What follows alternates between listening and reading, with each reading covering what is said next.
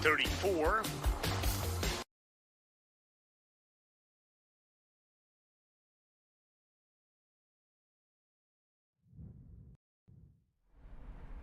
Seven o'clock, it's Philadelphia Live on Fox Local and all streaming platforms. Good evening, everyone who has been watching the fantastic sports show. We are here and ready to jump into what has been a really full day of breaking news, developing news, unfortunately, scary news, thankfully not as tragic perhaps as it could have been. We're going to jump right into that. The attack at a synagogue in Michigan. We will get that update. They just got finished having a press conference. We will have that for you. But as is always the case on this 7 o'clock show and on all of our live and streaming shows on Fox Local and all Fox 29 streaming platforms, our goal is to get you caught up with everything that is going on in real time, live when possible. And that's what our plan is today. So quickly, just kind of giving you a rundown of some of the things that we're going to focus on over the next couple hours. Obviously, the situation in Michigan will be top news. We're getting ready to talk to our Chris O'Connell, who's checking into the local impact. Weather has become a huge issue, a 50-degree swing from the record highs in the Philadelphia area yesterday to snow a little while ago in the Philadelphia area, and highs now in the 30s, low to mid 30s, and dropping into the 20s. We also will get updates on what's going on with the ongoing conflict in Iran that has led to a dramatic decline in the stock market, having major economic impact. There is a hearing going on right now, excuse me, as it relates to Philadelphia School Board and school board facilities and what is the plan going forward with those facilities. So suffice it to say, and that's just, page one of the things that we're going to focus on throughout the show today. We've also got some sports. We've got a lot going on, but I think that the best thing to do is jump right into it. So we were talking about the situation that took place in Michigan. We'll get to kind of the nuts and bolts and break it down, but our Chris O'Connell has been out for the last several hours looking into the impact that it is having locally. And Chris, obviously, this is the kind of thing that has a national impact, so it certainly hits us here. It certainly does, Bill. Just to level set that truck driver, running into a Michigan synagogue earlier today. He engaged with local security at that synagogue, and that subject was down. He is now dead. But it now kind of highlights the problem that local synagogues and local Jewish community centers, where I'm here in Cherry Hill, have been dealing with and continue to deal with. Here at the JCC, there is a security agency here called JFED, the Jewish Federation Security Agency, and they are responsible for securing about 89 to 90 JCCs, schools, and synagogues throughout New Jersey, Delaware, and parts of New York. It's basically their own internal security force they have here. And not only do they help them with JCCs, with security, with manpower and cameras, but it's also a regional intelligence threat network that they help here that with intelligence. And they have intelligence analysts and data analysts right up here trying to scope out the next threat. In fact, just minutes after that incident happened in Michigan, they were mobilized here. They were instantly notified of what was happening in Michigan. They notified their local synagogues as to what was happening. But they are here. They are not. I always say here, they don't get ready, they stay ready. In fact, they're always on an elevated threat risk here at local JCCs, just because that's the way the world is, especially when there is, tensions in the Middle East and things like that. These are the kinds of threats. They're happening all over the country. They say they have to stay vigilant, and that's what they're doing. So we got a chance to get in there tonight to talk to the executive director of JFED and how he's protecting local synagogues. But right now, it's intelligence. It's things like this you see, like cameras and visible presence of security. And then there's the behind the scenes of intelligence gathering and letting local and law enforcement know of some of that intelligence they gather on the ground. But it is an ongoing process. Today in Michigan just highlighted what's needed to be done. You know, Chris, I got a chance actually to speak to the executive director of JFED as well a little bit earlier on the 4 o'clock. And I was a little, I get surprised is probably too strong, maybe alarmed. And I don't know if you got this too, that they pointed out that for quite some time they've been functioning at a high alert level because that's just the way society is. So he said he was not surprised at what happens. It was just thankful that it wasn't worse. No, he's not surprised. He says, because just look at the headlines. I mean, incidents like this have been happening not only around the world, but around the country. And that's the reason for this. This is a religious institution that has to have basically its own police department of 70 full-time or 70 retired police officers who've been there. They're the ones that are manning this agency. There's a need for that. And there's a pretty price tag that comes along with that. But unfortunately, it's needed in this day and age. Well, yeah, and I mean, for context, people need to remember, because I've heard the conversation going on throughout the day. I mean, this was a synagogue during the day. This was not a weapons facility or a training facility. This was a synagogue where there were kids going to school, various levels of daycare, and office staff. Like that's essentially all that was there, and yet and still they were a target. Yeah, and that's what they're called, soft targets. And you don't want to have a place like that to be armed to the nines with security guards and barbed wire and fencing. It needs to be a welcoming kind of place. So it's kind of that fine line of keeping the people here protected and making it a public place. Crazy. Thank you, Chris. Appreciate it. Appreciate the update, the impact that it's having here. And we'll look forward to seeing more your story in the 5, 6, 10, and 11. That's our Chris O'Connell, who's been looking into the impact that this situation in Michigan was having locally. Chris referenced the security organization called JFED, and essentially what they do is they secure Jewish facilities, synagogues, community centers, things like that. It is a full-time gig. It is something that they are absolutely dedicated to, committed to. And I got a chance to speak to their executive director a couple hours ago during the Fox 29 Behind the News show. And here's what he had to say. And William Monahan is somebody who you may be familiar with. I believe you were the former chief of police in Cherry Hill. You've done several stories with us, but now working as a security expert and executive director of JFED. As a security expert and somebody who focuses on this, what's your immediate response?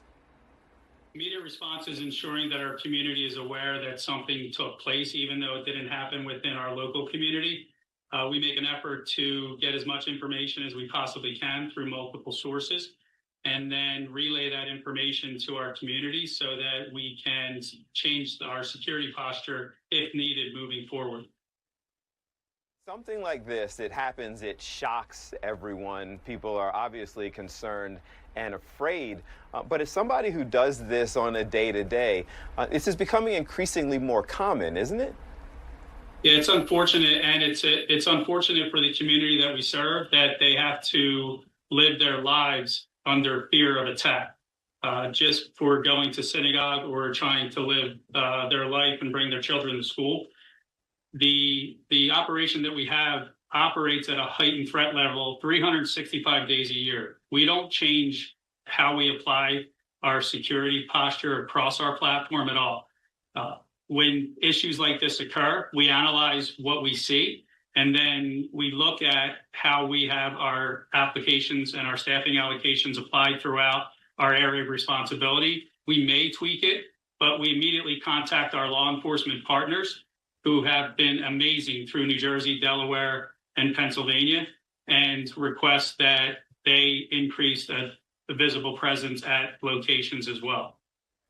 So you're providing security for places like this synagogue, not this specific synagogue, but places like it. Did you say that you have to function at heightened awareness 365 days a year now? That's where we are as a society?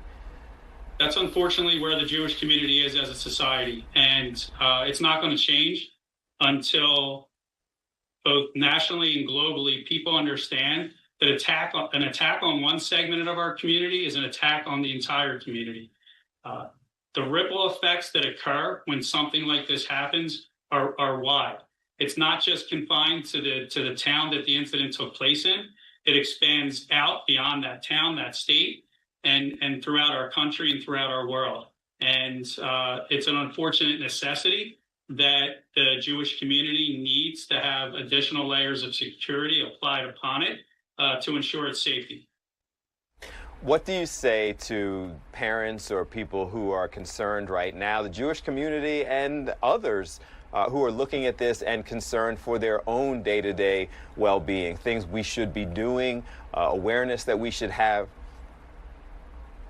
Be vigilant, be aware of your surroundings. If you see something that may be suspicious, tell somebody, notify local law enforcement immediately, and just be aware that someone may be out there to do harm. However, we don't want people not to live their lives. We want people to go about their lives and to live their lives freely. And we feel that aside from the layer of security that we provide to the community, our goal is to provide a layer of calmness and reduce anxiety so that people can walk into a synagogue, walk into a school, walk into a store, and feel comfortable that they're not going to be subject to some type of attack. Yeah, one more comment. I'm curious to get your take on it. I was watching the chief of police there in Michigan, who said, similar to what you're saying, that their goal is to keep people calm and keep in mind that security and everyone there function the way they were supposed to. And that's probably why we are not today talking about casualties or even mass injuries. Correct. And, people see a guard or a police officer and they feel that's the only piece of security that may be applied to a location. Our security philosophy is a multi-layered approach. Aside from just guards at doors, we have target hardening apparatus that we have applied at our locations. We have robust threat analysis that takes place. We're connected both within our state as well as within North America with Secure Community Network and their duty desk in Chicago. We're connected with the ADL Center for Extremism, and as well as local, county, state law enforcement and federal law enforcement. So communication and information sharing is key. And that's why I said in the beginning that we initially want to put out information to our population as quickly as possible so that they're aware that something took place and they can take the necessary precautions to protect themselves. William Monahan, the Executive Director of JFED, thank you for your time and also for what you do on a daily basis to try and keep people safe. We appreciate you. Thank you, sir. Appreciate you as well. Absolutely. It's Fox 29 Behind the News. Going to take a quick break and then we'll be back. And actually, obviously, that was previously recorded just a couple hours ago as I was hosting the 4 o'clock show. We got a chance to speak to the Executive Director of an organization called JFED, whose role is to try to keep people safe, specifically Jewish communities, synagogues, community centers, and what have you, explaining to us the tactics that they take to try to do that. We're going to take a quick break, come back, find out what's going on with weather. Also a reminder that we are not only streaming on Fox Local, we are streaming on all Fox 29 streaming platforms. I am looking at the Fox 29 TikTok page right now, the comments coming in, so you can always participate. It's interactive here, and we'll be back in 2 minutes.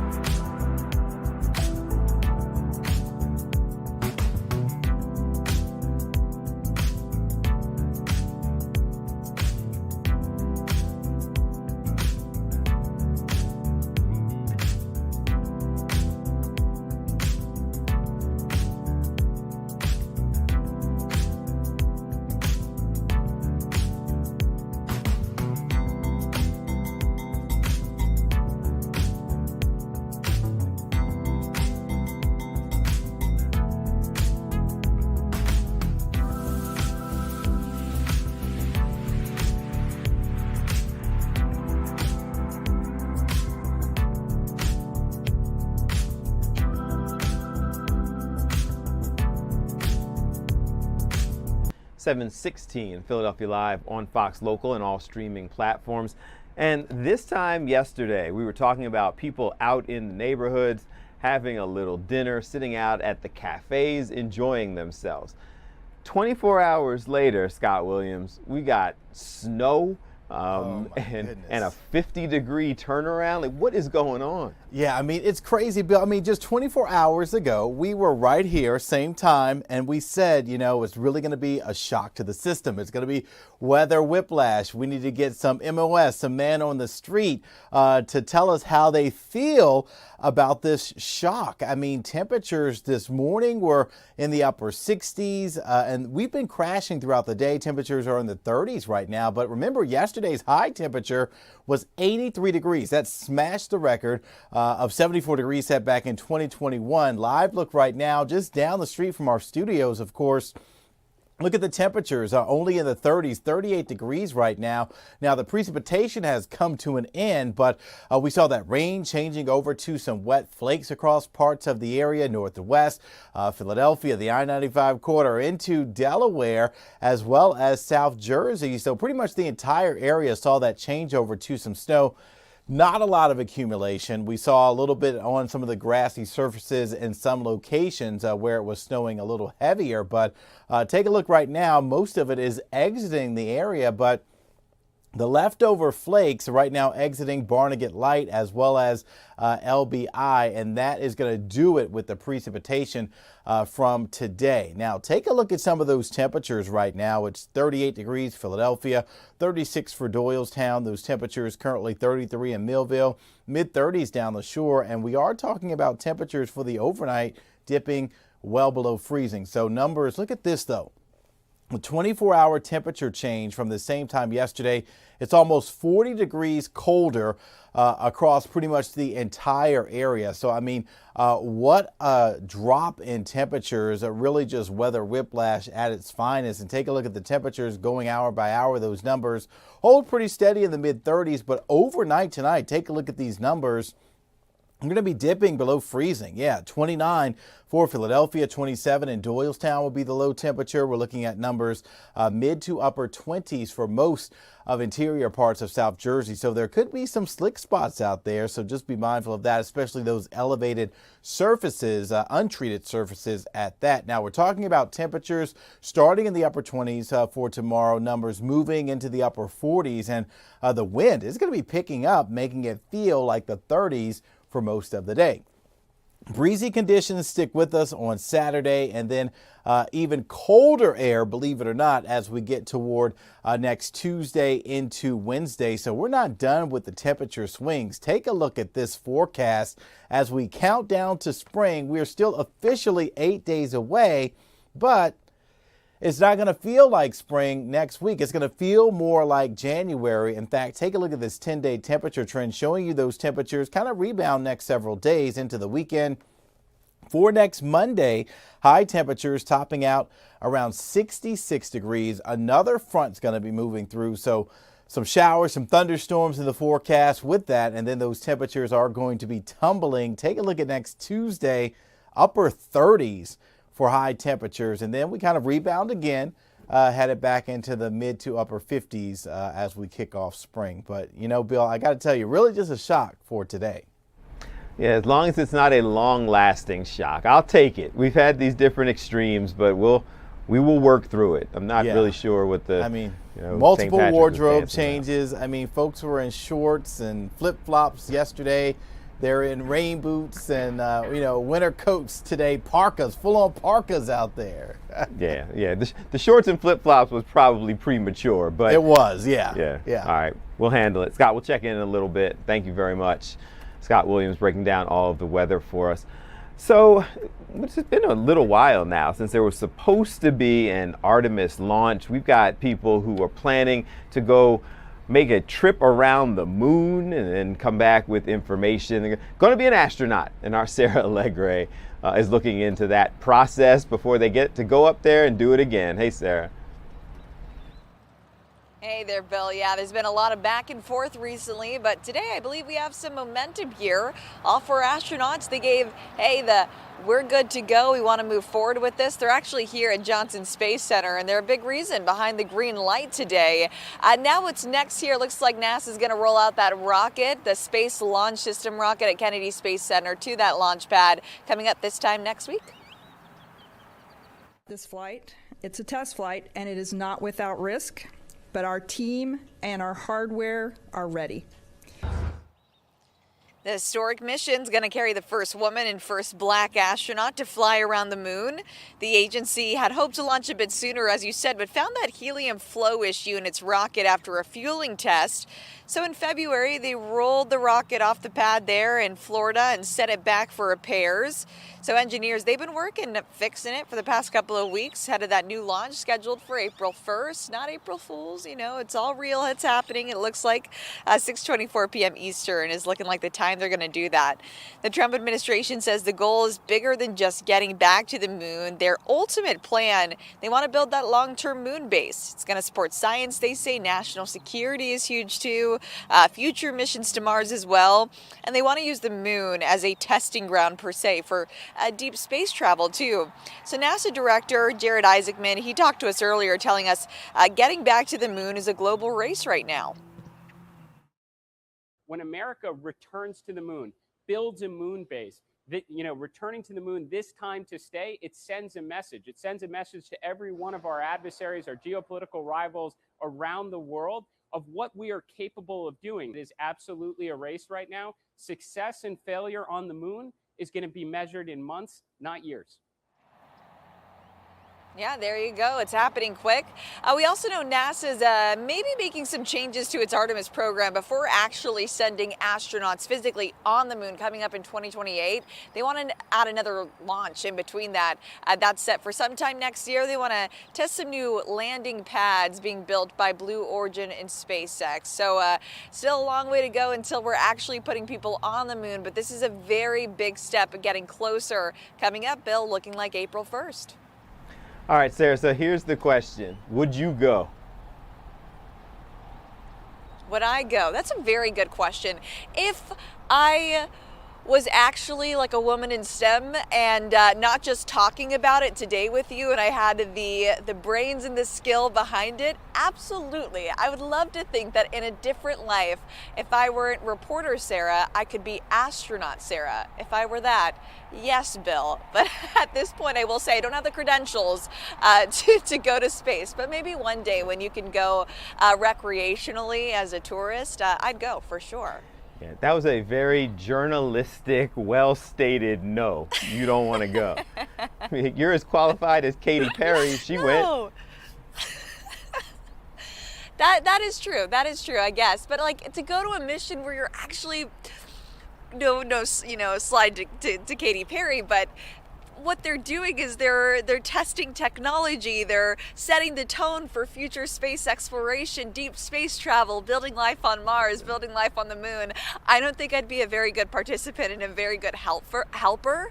And that said, I'm excellent at delegating, but I don't even know what I delegate at this point. But to go and be, let's say this, Bill, a fly on the wall to just watch them in action, yes, I would go. Okay, good. That was closer. You would actually go. How's that? I'm a no. Okay. So, I got nothing negative right. to say to you. I'm a no on that. I'm a pass on space travel. But Sarah, thank you very much. Are you afraid? What are you most afraid of? The launch? I have a question though. I'm going to get back to you. Are you afraid of the launch itself, or are you afraid of just being in space per se? What's your fear, Bill? I want to know. Yes, all that. Like I don't. All of it. To me, it is a cost-benefit analysis, right? The benefit to me going to space is so small. I get to see some pictures or what have you. I get to see it. The potential cost is so great that I'm just, it's just a no. I'm going to leave that to all of the people who have wanted to be astronauts their whole life. Okay, that's fair. It's a no. So yes, I'm afraid. Thank you, Sarah Allegre. We appreciate you always. Thank you. We should have made that our social media question of the day. I just don't see that. Carly, can you show the rest of the people in the room? here, yourself included. Is that something we can do with that camera? I don't see. I want people to see who else is in here so they can see that I'm not the only one who's scared to sit there and go to space. Like, I don't see the reason why we would go. That's all right if we can't turn the camera. There's a bunch of other people in here. Carly, would you go? No. Carly's a no. Now look, we figured it out. So we can pan out so you can see everybody. So Carly is sitting right off camera. So would you go? That's a no. Chris, would you go? I don't know, Bill. He doesn't know. Chris doesn't want to admit that's a no. Jake? That's a no. Actually, I think yes, just to say that I did it. Where's the mic? He said yes just to say that he did it. We'll get everybody in. You going? Probably not. That's a no. Juan's back here over my, are you going? He would go. See? I will go. All right, but he's got technical skills. Like, he's over there pushing buttons and stuff. He knows how to do all that kind of stuff. I figure Katy Perry went, Bruce Willis and them went, and they're like drilling on an asteroid and whatnot. So yeah, that's a movie. I'm not going. Back to real stuff and real news, not just establishing what we would or wouldn't do. There's an ongoing hearing that has been taking place. For the last several weeks, we've been talking about this new plan for Philadelphia School District, what to do with all of these buildings, what is their development plan. They're talking about closing some schools and redirecting students. This is a live hearing that is taking place where the community was invited in to offer their input as to what the school district should do. This started, like, you could see, we weren't even listening to her, you could see that she was fiery and you could see the crowd. This started at about 4 o'clock today, excuse me, and our Shawnette Wilson is there, and Shawnette said that there were upwards of 100 people who were signed up to speak and express their concerns about what the school district plans to do with their facilities plan. This live hearing is going on, and we figured we would listen in for a minute. I'm just trying to give the next person a chance to get up to the podium so that they can speak. But essentially what this is people had to sign up because they wanted to express their concerns or their ideas about what the school district should do with all of their buildings, their facilities, and what have you. Is somebody up there now? Let's see if we can listen in. Somebody is making their way up to the podium right now. Ms. Kuba, if you can wait, we have one of the speakers who was supposed to be here is actually online. As soon as she's done, you can stay seated there. You can go after her, that speaker. Thank you. Can you guys hear me? Yes, we can hear you. Thank you. Awesome. My name is Tiana, and I don't believe there's anything that I can say or anyone else can say that you haven't heard as to why Lincoln should not be merged. As someone who understands what systematic discrimination looks like and feels like, this is personal for me. Why do our Black and brown children always have to fight harder, have to suffer more, and are forced to make do with scraps? But to the credit to our young people, despite the intentional sabotage of their education, our children are still winning, even while being underfunded.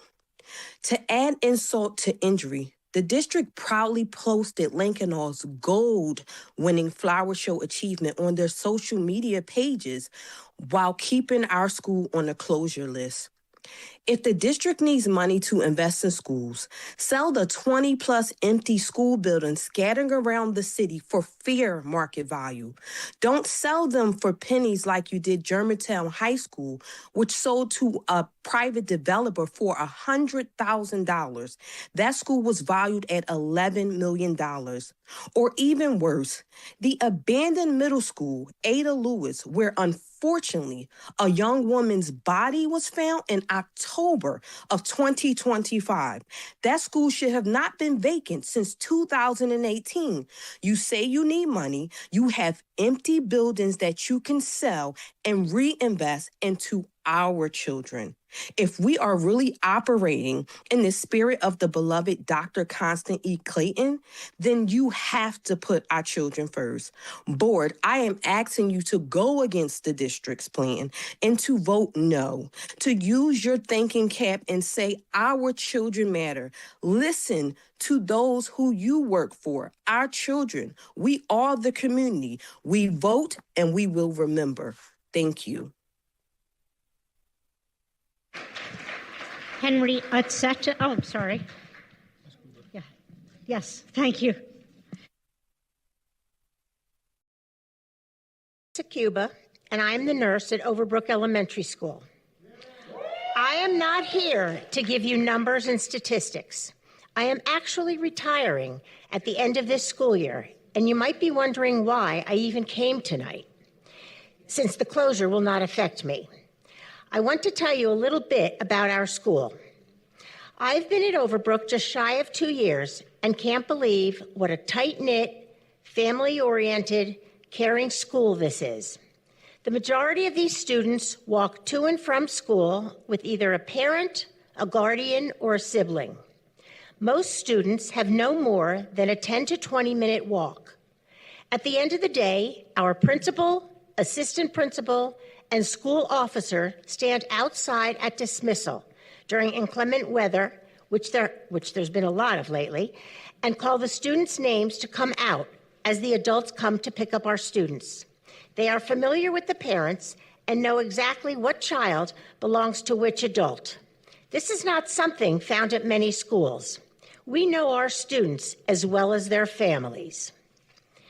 Do you want to know what Overbrook students achieved this year by Overbrook being open? Remember, I am the nurse, not a teacher. This year, 77 students out of our 215 students who failed their vision exams received glasses. There are 32 students, and actually more as of today, who are receiving all their dental. We do need to take a quick break, but this is a hearing that has been going on. It will be going on. It is parents, workers, community, even some students who are expressing their questions and concerns about the school district, the school board's plan for several facilities across the city, millions and millions of dollars of property, and also some schools that are scheduled to close. This is an opportunity for the community to give their input. Let's take a quick break and then we will come back, continue to listen in and get you caught up on everything that's going on. It's Philadelphia Live on Fox Local and all streaming platforms.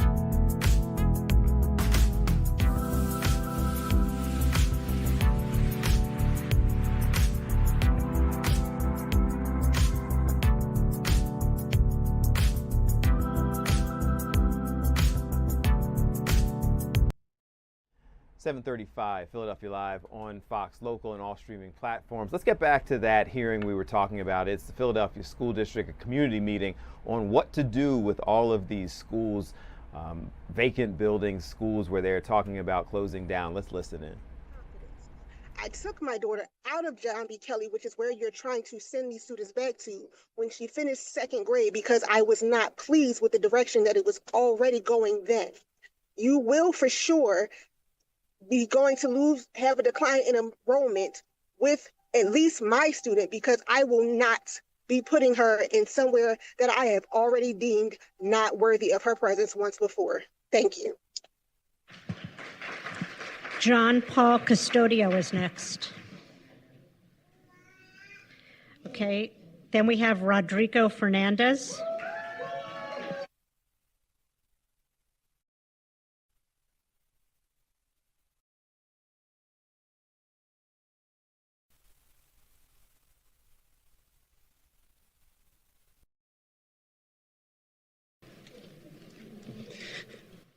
Good evening.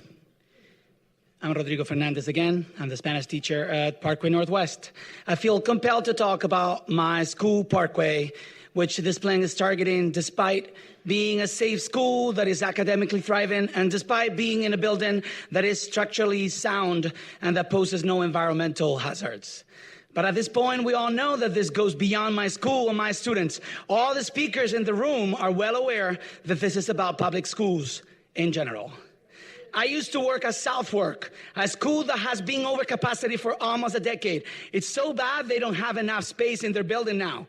They could be using the building across the street, Bach, to house their upper school. It could have been a solution, but guess what? It's impossible now because the district sold the building in 2013.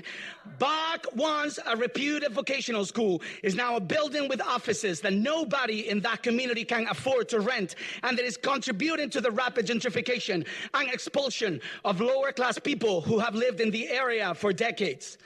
Germantown High School was shut down 13 years ago. This eliminated one of the 3 neighborhood high school options in the Northwest. Did this closure help increase enrollment in the other 2 neighborhood schools in the area, Roxborough and MLK? Absolutely not. Many of those students went to charter schools. Germantown High School is now an apartment building with units that no family in that community can afford. Meanwhile, people who have lived in Germantown for generations lost a school building and are getting pushed to the sides, eventually expelled. Gentrification again. We know this new closure plan has more to do with real estate than what it does with actually improving facilities. It is part of an ongoing attack on public education in Philly. We know this is part of a gentrification process to enrich developers with obscure ties to City Hall. I'm here tonight one more time after an exhausting week of teaching to ask you, stand on the side of the students and educators. Vote no to this plan. Your names will be remembered. Thank you. Our next speaker, Amanda Chandler. The speaker's online and is present. And we're going to break out. Again, we will continue to go back and let you listen in to some heated and spirited discussions from the community. This is one of the chances they've had. This is the most well attended. They've had a couple of different discussions, but this obviously is the one that has gotten the most dramatic and emotional interaction, and we will get back to it shortly. But next up, we continue to get caught up on everything that is taking place, our ongoing conflict with Iran, what the next steps are, the impact that it's having. We've seen the devastation to the stock market and so much more. And our Amalia Roy is kind of following up the next steps. Good evening, Amalia. Good evening. I've spoken with Iranian Americans here in Los Angeles, which is the largest Iranian community in the United States. And some people, they remember a life before the revolution, and they told me about the joy they felt when they heard about the Israeli airstrike that killed Supreme Leader Ali Khamenei, who led the brutal Iranian regime for nearly 4 decades. But nearly 2 weeks into this conflict now, they're wondering what's next. These were the scenes in Los Angeles the day the U.S. and Israel struck Iran. Thousands of Iranian Americans filled the streets celebrating a day they thought would never come. I grab a bottle of champagne, open it, and drink it up. the moment. We wait for it for many, many years. Rouzbeh Farahanipour was 7 years old when Shia clerics took over Iran. He joined Iran's student protests in 1999 and escaped the country soon after his arrest. The night before my trial, they published my execution judgment in the newspaper. Day before I back to the trial, that's the night, last day I was in Iran. Rouzbeh says he supported the initial U.S. and Israeli strikes that took out the regime's top generals. But now he worries the operation has gone on too long. Minute one, after starting the war, they killed head of the state. That's never happened in the history. So they should announce the victory on minute two. Why we should continue, stay there to make it more complicated? Mohammad Ghaffarian left Iran years before the revolution to study. Now he owns a grocery store in LA and doesn't plan on going back. Mohammed hasn't heard from his family in Iran in a month and says he can't stop thinking about the civilians caught up in the airstrikes. We love to this government of America and Israel to overthrow the regime of Iran. But on another hand, when they bombing our country and then our facility, power plant, and then water reservoir and other things, and the houses, killing, they can divide the people from the bad to good. Off camera, other Iranian Americans had a different perspective. They said they see this operation as an opportunity for the Iranian people to rise up against the regime. A recent Fox News poll says Americans are split 50-50 when it comes to supporting U.S. military action against Iran. In Los Angeles, Amalia Roy, Fox 29 News.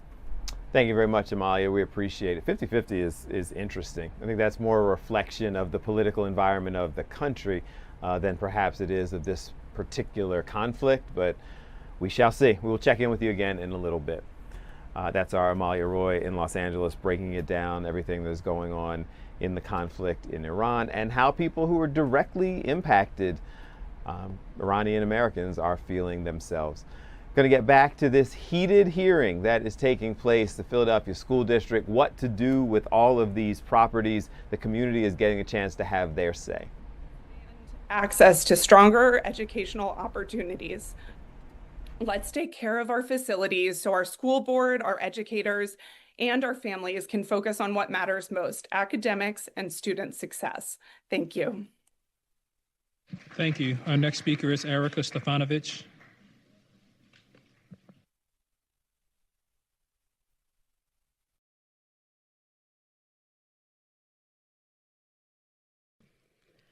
Good evening. My name is Erica Stefanovic. I teach GIS at Lankenaw. We've met before. But that's not all I am. I am a Philadelphia resident, a homeowner, and a diehard Philly sports fan. My roots are planted in this city. Can the people who wrote this plan say the same thing? Where are you going to be in 5 years? Where are you going to be in 10 years? Because I'm still going to be living here.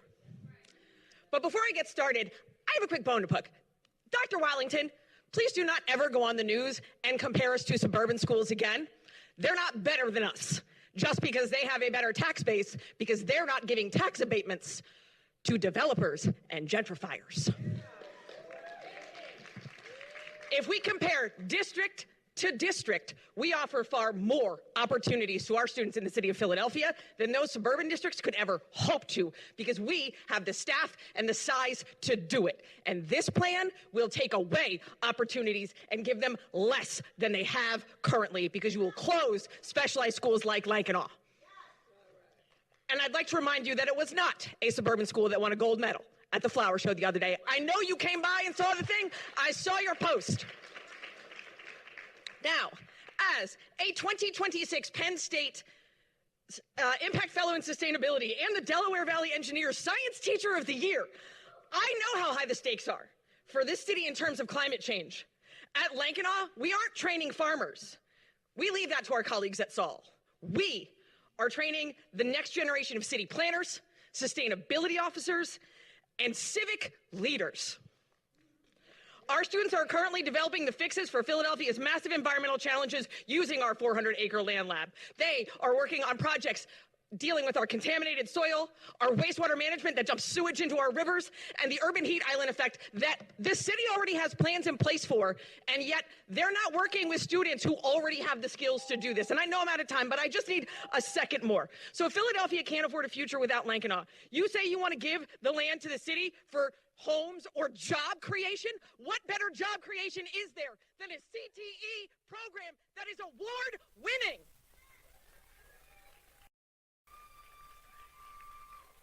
We are ready to execute the mayor's plans for jobs, making a cleaner, greener Philadelphia right now. Closing Lankenau doesn't make this city better.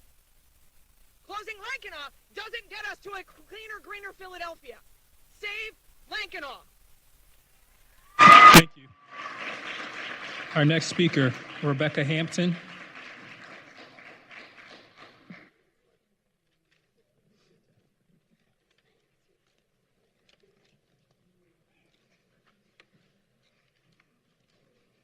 Good evening. My name is Rebecca Hampton. I've been teaching in Philadelphia for 18 years, including the last 8 at Stetson Middle School. In 2013, I fought to keep Taylor Elementary open. Today, I'm back to fight for my students once again. I stand here as an ESOL teacher, English as second language, who sees every day what a school like Stetson means to its families. Our school is a bridge for many of our students, children of immigrants working multiple jobs to build a better future. Stetson's their first safe space in a new country. It is where they finally feel seen, supported, and capable. We hear the proposal for a K-8 model might be convenient, but as someone who is taught in both settings, I can tell you elementary and middle school are 2 different worlds. A 5-year-old and a 14-year-old have fundamentally different biological and social needs. They deserve their own spaces. We are told this building is failing. Yes, the roof leaks, but only because the district neglected the repairs we were promised years ago. This is a beautiful building that deserves the same love and care we give our students every day. When you talk about closing schools, you talk about numbers and budget, but behind every number is a child and their family. At Stetson, the village isn't just a metaphor. Between our staff and partners like City Reach Church, we have built a support system that cannot simply be relocated. Closing Stetson doesn't move students. It disrupts a community. It removes the very foundation these children depend on during its most vulnerable years. At Stetson, the village already exists. Please do not tear it down. Thank you. Next speaker, Daniel Lyons.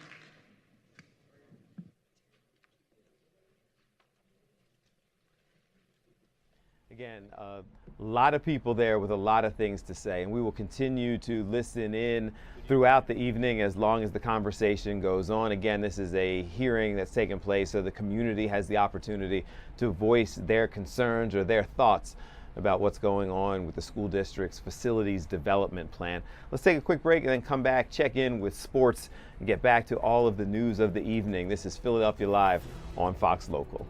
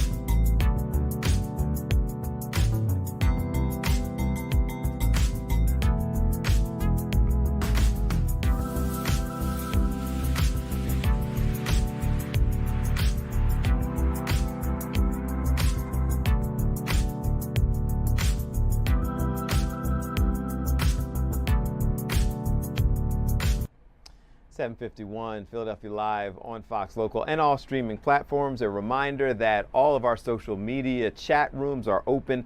Fox 29 Philly on TikTok. I'm actually there right now. The Fox 29 page on YouTube, on Facebook, on Instagram. And you can follow me if you would like to jump in. I haven't shared the question of the day yet, but we will.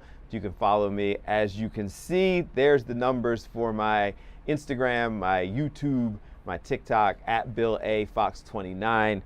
Would love to interact with you there as well. All right, next up in sports, a lot of things going on, and it's strange because it's supposed to be a quiet time, and yet there are still stories, including a Philadelphia star, Breland, going into the Wall of Fame.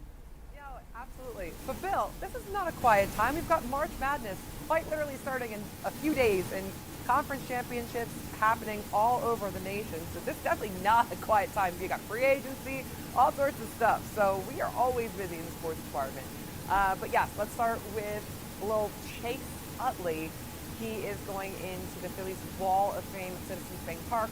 August 7th will be that ceremony, according to Phillies owner John Middleton. He announced that down at the Baker Ballpark today, which is, of course, the Phil's spring training facility in Clearwater. And I, for one, I'm of that age where those are kind of starting to be my childhood teams, and they're starting to be inducted into their respective halls. The Eagles, of course, having their Wall of Fame as well, and guys like LaShawn McCoy and whatnot starting to get in there, and it's a really awesome thing to see. But Phil's linchpin, probably one of the best second basemen of all time, period, but definitely the greatest Phillies second baseman in history, and it's going to be super exciting. August 7th is that date. Good for him. And now the fight just becomes getting him into the Wall and into the Hall at some point. Right, so he's already into the Phillies Toyota Wall of Fame. Now he is potentially a candidate once again for the Hall of Fame, the Baseball Hall of Fame. This is going to be his fourth year eligible. Of course, last year he was eligible as well and fell short of that threshold. So just in case anybody who is watching doesn't understand, you need a 75% of the vote. You need to pull 75% of the vote in order to be inducted into the Hall of Fame. Chase Utley last year had approximately 59.1 was the exact amount. So it's not necessarily concerning. It's not like he will never go, but obviously that is short of that threshold. He has another chance to do it. We'll find out in January whether or not we're also looking at a Hall of Fame induction as well as a Phillies Wall of Fame. So you talked about the level of excitement. March Madness is coming. It's exciting because it is coming to Philadelphia, but a shortage possibly of Philadelphia teams. Do you feel like everybody is kind of bought in and excited just because of the event? Fun no matter what. Temple has not been in the tournament. Oh my gosh, I can't remember the last time. I think I was working in Rochester, so maybe it was like a 2019 run in Rochester. I think that's correct. And they were out immediately. However, I still think March Madness is super fun. It's the chaos of it, because you know that some random undersized guard from some mid-major school that you probably have never heard of and don't know where it is on a map is going to just absolutely destroy and wreak havoc on everybody's bracket.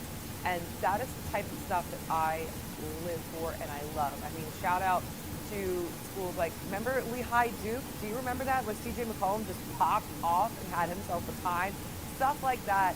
You can make your name for yourself just off of one incredible March Madness performance. You can go down in history. The fact that the first thing that you think of when you think of Lehigh basketball still to this day is that performance from CJ. Speaks volumes to how important a really awesome performance is in the tournament. And so that's what makes it so fun. I also love just the little side characters like Sister Jean, etc. That you get here and there. You get a little celebs within the tournament of just people who are at the tournament and hanging out and enjoying it. The Piccolo girl from Villanova, she's probably, I don't know, probably has a whole family by now, but I still remember her. So that kind of stuff just really makes it so much fun. And the chaos of anything can happen in this one contest, there's nothing else like it in sports.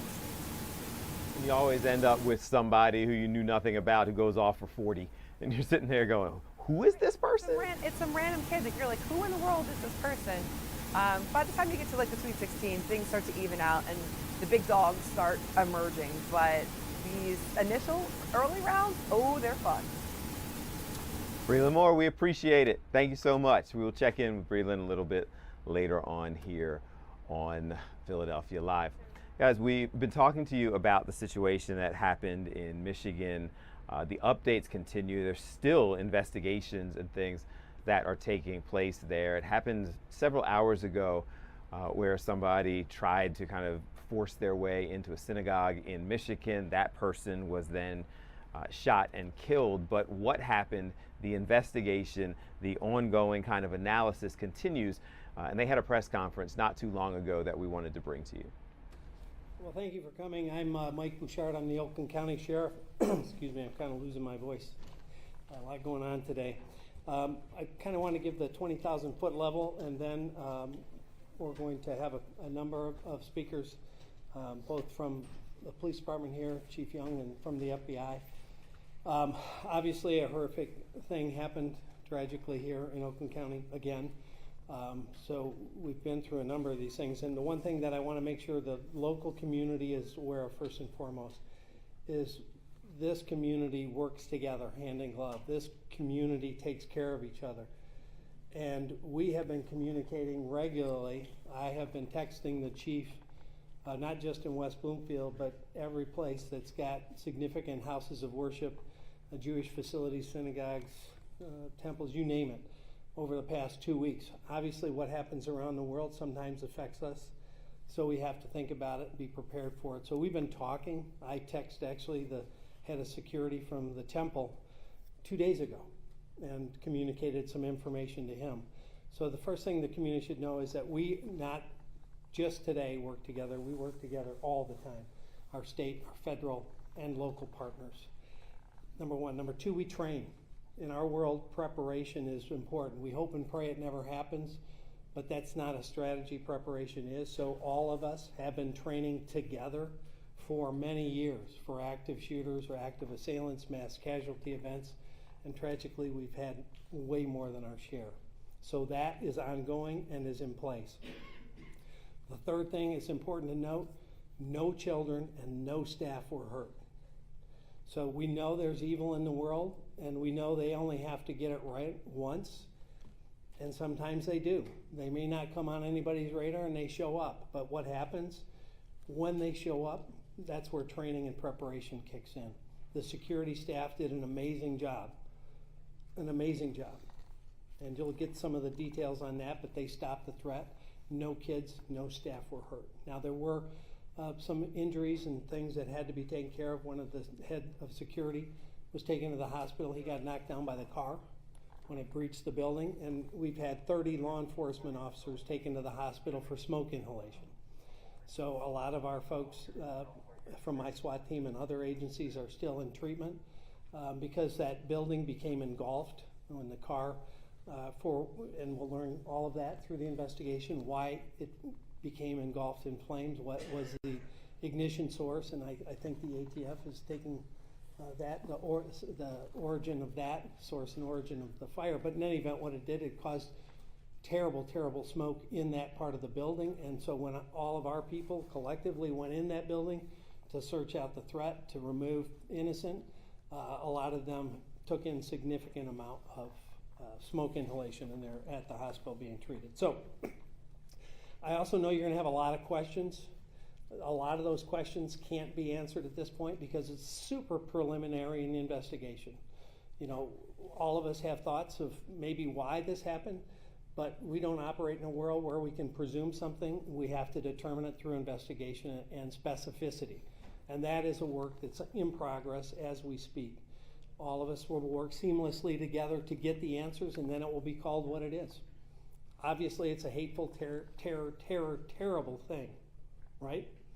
But what drove this person into action, that has to be determined by the investigation. We can presume, but we have to find those facts, and that's going to happen over the next days in time. So we won't be able to get into a lot of the evidentiary questions, but we're available to make sure the community understands that we are still on a very heightened platform. And the most important thing that I would tell the community, don't be afraid to call us. If we're not your own local police department, call your local police department. We'd rather respond to 100 nothings than miss one real deal. The only way we prevent something like this is to get a call. Something's off with my son, my brother, my boyfriend, whatever the case. I saw something posted. That's the only way we interdict, because people are more likely to see or hear something before us. So if you see or hear something, you have to communicate that. And then we can intervene and hopefully prevent. But if we can't prevent, then we respond and mitigate. That's what happened today. And I think based on the early information, it happened flawlessly. So with that, I'll kick it over to my friend Chief Young from West Bloomfield Police Department. We're actually going to pause there and take a quick break. Coming back out of the break, we've got more from that hearing that's taking place at the Philadelphia School District. We have more from this press conference. We've got the trending topics that everyone is searching on the web, our question of the day, and so much more. So stay put. This is Philadelphia Live on Fox Local. If it's going on anywhere in the country and really internationally as well, we've got it for you, and we'll be right back.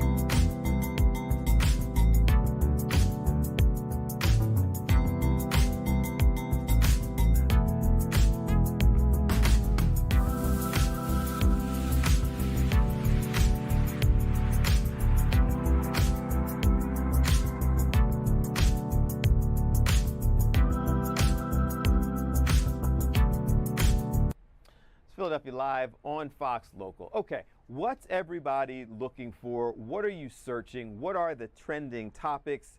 Jake's with the web team and here with us to let us know what people are talking about. Yeah, so Cam's not in today, so I'm going to take her spot if that's okay. I got you. So the #1 trending story on our website comes from a story that Jen Lee actually did earlier. Okay. So today it was announced by Mayor Cheryl Parker that she's proposing a $7 billion budget plan for the 2027 fiscal year. So there's a bunch of different aspects in it, but the one that has a lot of people talking is a proposed tax on ride shares. So basically what this would do, it would add 20 cents to every ride on like an app like Uber or Lyft. It would add 20 cents to any ride that comes out of Philadelphia. So it doesn't matter if you're like taking it from Philadelphia to the suburbs or something. As long as it starts in Philadelphia, the tax would go into effect. And so she said that she aims to generate millions of dollars to fund public schools. So she is predicting that this would raise more than $9.5 million annually. So that's a lot. So obviously, you know, there can be a good debate on either side. Is this good? Is this not? A lot of people have things to say. So I kind of, I rounded up some clips of what people are saying, and we have them here for you to listen to. All right. It's already expensive. They've already increased the prices, so I think that'd be a challenge for sure. Well, now it's like, dang, I might as well walk, you know.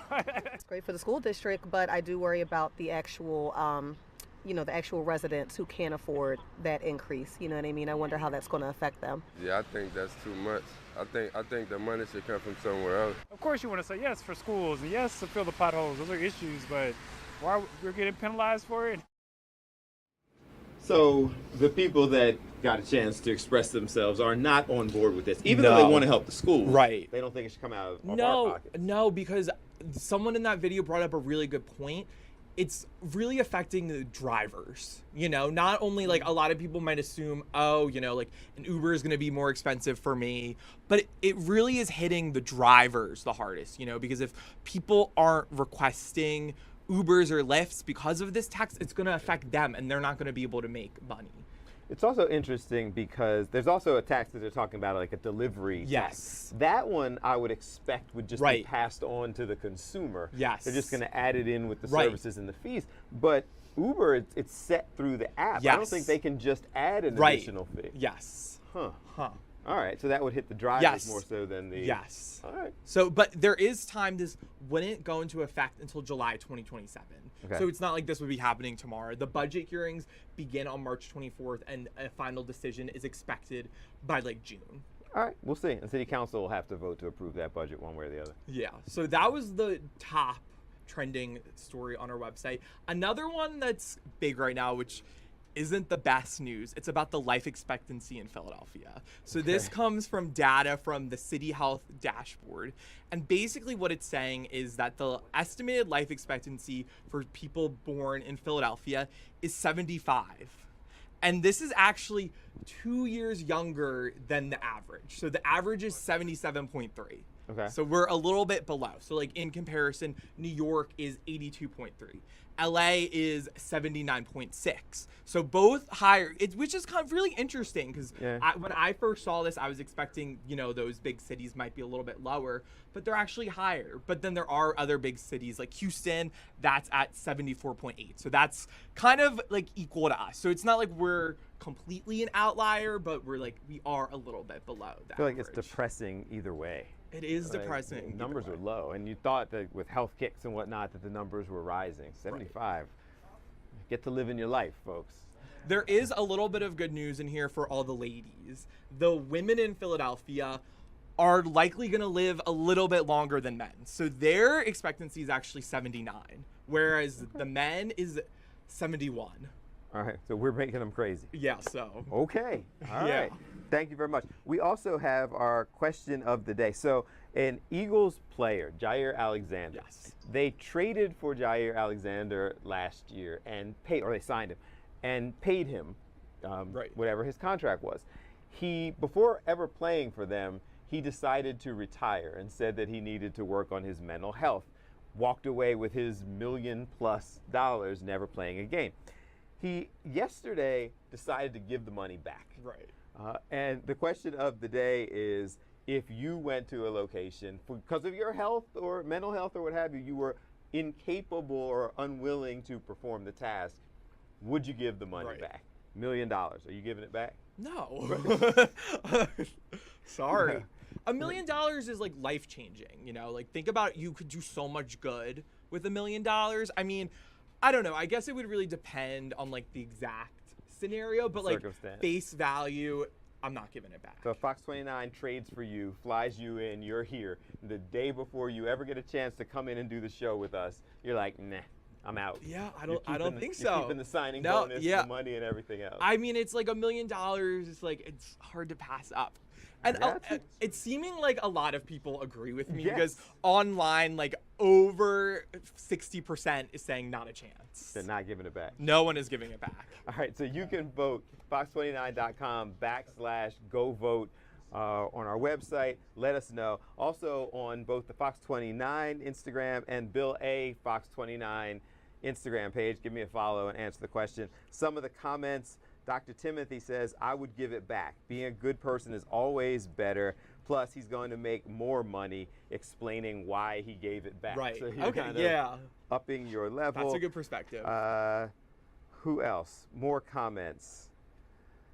Briggy DB says, I love Jair Alexander. I was sad that he couldn't play. Doesn't acknowledge whether or not he would give the money back. Someone else, Mr. Hype, it's honorable of him to give the money back, but honestly, it would really depend on the financial situation. Right. And if there is some real loyalty attached. One more person says, not many would give it back. That's a great person who would give it back. Great things will happen for him. Your mental health is worth much more than money. Definitely. Definitely. Yeah, but I don't have it. Yeah. So I don't know. I would like to think I would give it back. It's the right thing. Right. But I don't know. All right. Thank you, Jake. Thank you. You can get in there and vote. Let us know whether you would give it back. I could survey the room. Are you giving it back? If I'm an NFL athlete, that means I've had a career of making multi-millions. Yes. So say like Zaire, Yes. amassed maybe at least 40 million, then it's easy to give $1 million back. Giving it back. If you have the millions, it's easy to give it back. If it's me, it's harder to give it back. All right, so are we going to break or are we going to Sarah? Sarah ready? What do you think, guys?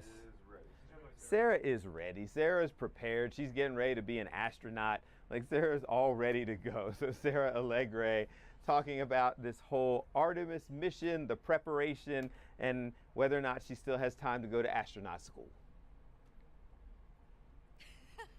You know what, Bill? That's an amazing dream. But I don't know. We shall see. I've learned from you the past hour that you're not down to head to space. I can clearly, you gave a good explanation as to why. I'd like to think that there's a part of me that would be willing to. But at this point, yes, I would be so down to experience that. But right now, I'm going to just talk to you about all the excitement coming around. I mean, we're getting very close to the Artemis 2 launch. It's very exciting. This is something that so many people have been waiting for quite some time. We've been experiencing really a lot of that back and forth. Are they going to go? Maybe not. We're dealing with some helium flow issues with the rocket. But now the 4 astronauts that are actually set to launch around the moon, the first time since 1972, they say, hey, we are ready to go. We've gone over what's worked, what hasn't. You guys have fixed the problems, and we're feeling very confident. So it's looking like next up on the agenda, looks like NASA's going to send their Space Launch System rocket to the Kennedy Space Center launch pad, and that'll happen this time next week. Finally, some movement here for that launch date coming up, at least the possible launch date, April 1st.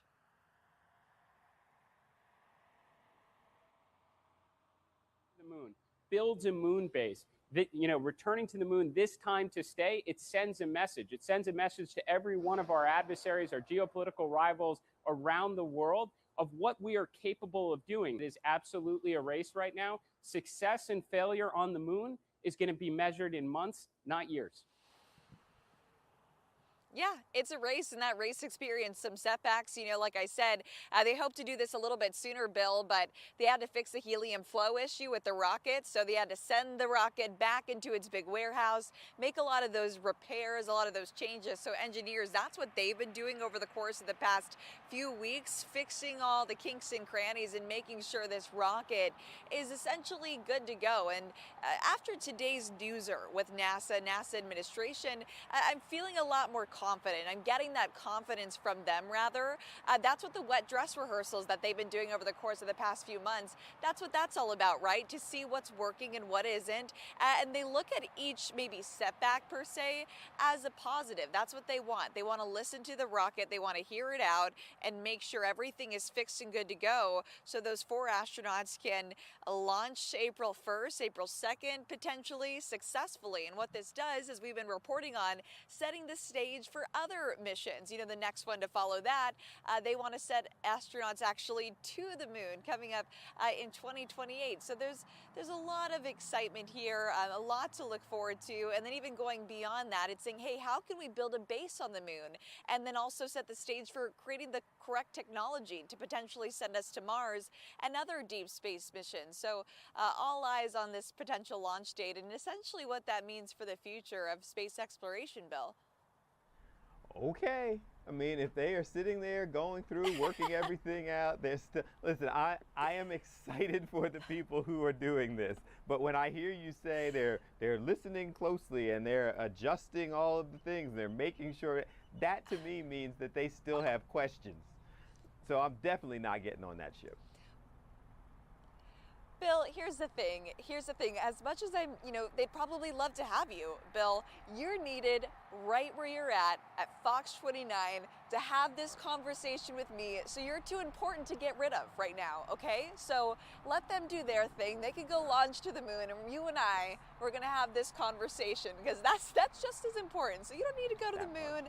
I guess I don't need to either, because I am one to get the scaries just right before I do something.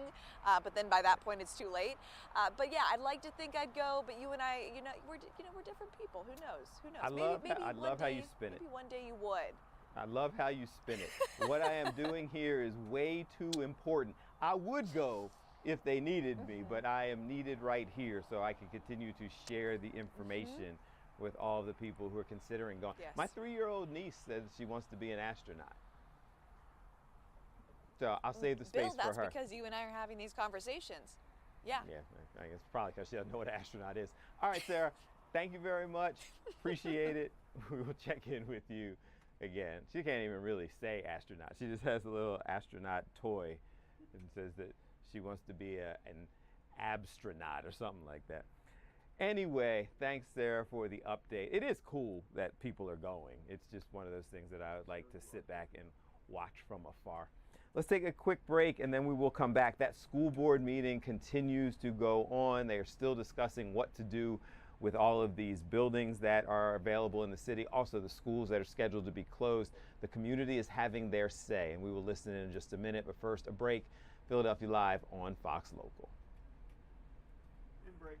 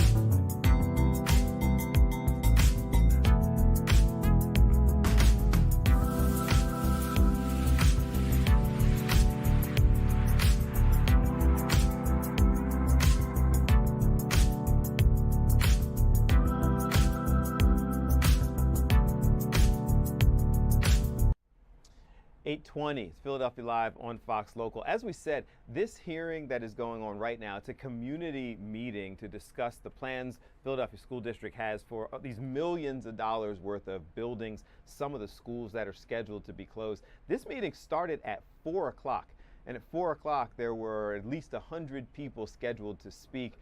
It has gotten pretty heated. Let's get back to it and listen in so we can hear where some of the members of the community who are there to speak stand on these issues.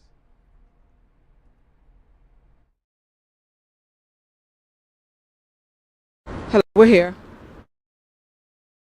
Can we shrink our footprint while improving student experience?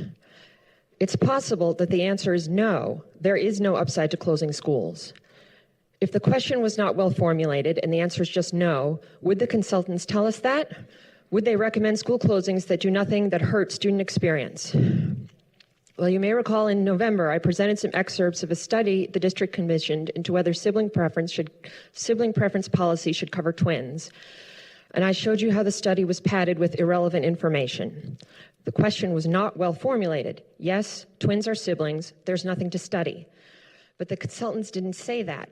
They produced a very professional-looking document. That's their job. You might think their job's to tell you when your question is not well formulated, but evidently they don't think so. They put together a bunch of irrelevant charts about twinning rates and hope no one notices. This is a reputable firm, and this is what they did. So even with a reputable firm, you have to check your work. There's a lot of frustration in this room tonight. Families don't understand where these recommendations are coming from. Staff doesn't understand. Politicians don't understand. It may be that there actually is no way to improve student experience by closing schools, and that this facilities plan is just a more sophisticated version of a twin rate chart. Before we ask families to accept belt tightening, we have to be sure that the belt is correctly positioned. We've talked about this report a lot, and if we haven't seen the upside yet, we have to consider the possibility that the upside just isn't there. It's time to vote no and move on to the next question. We have to bring these... Thank you.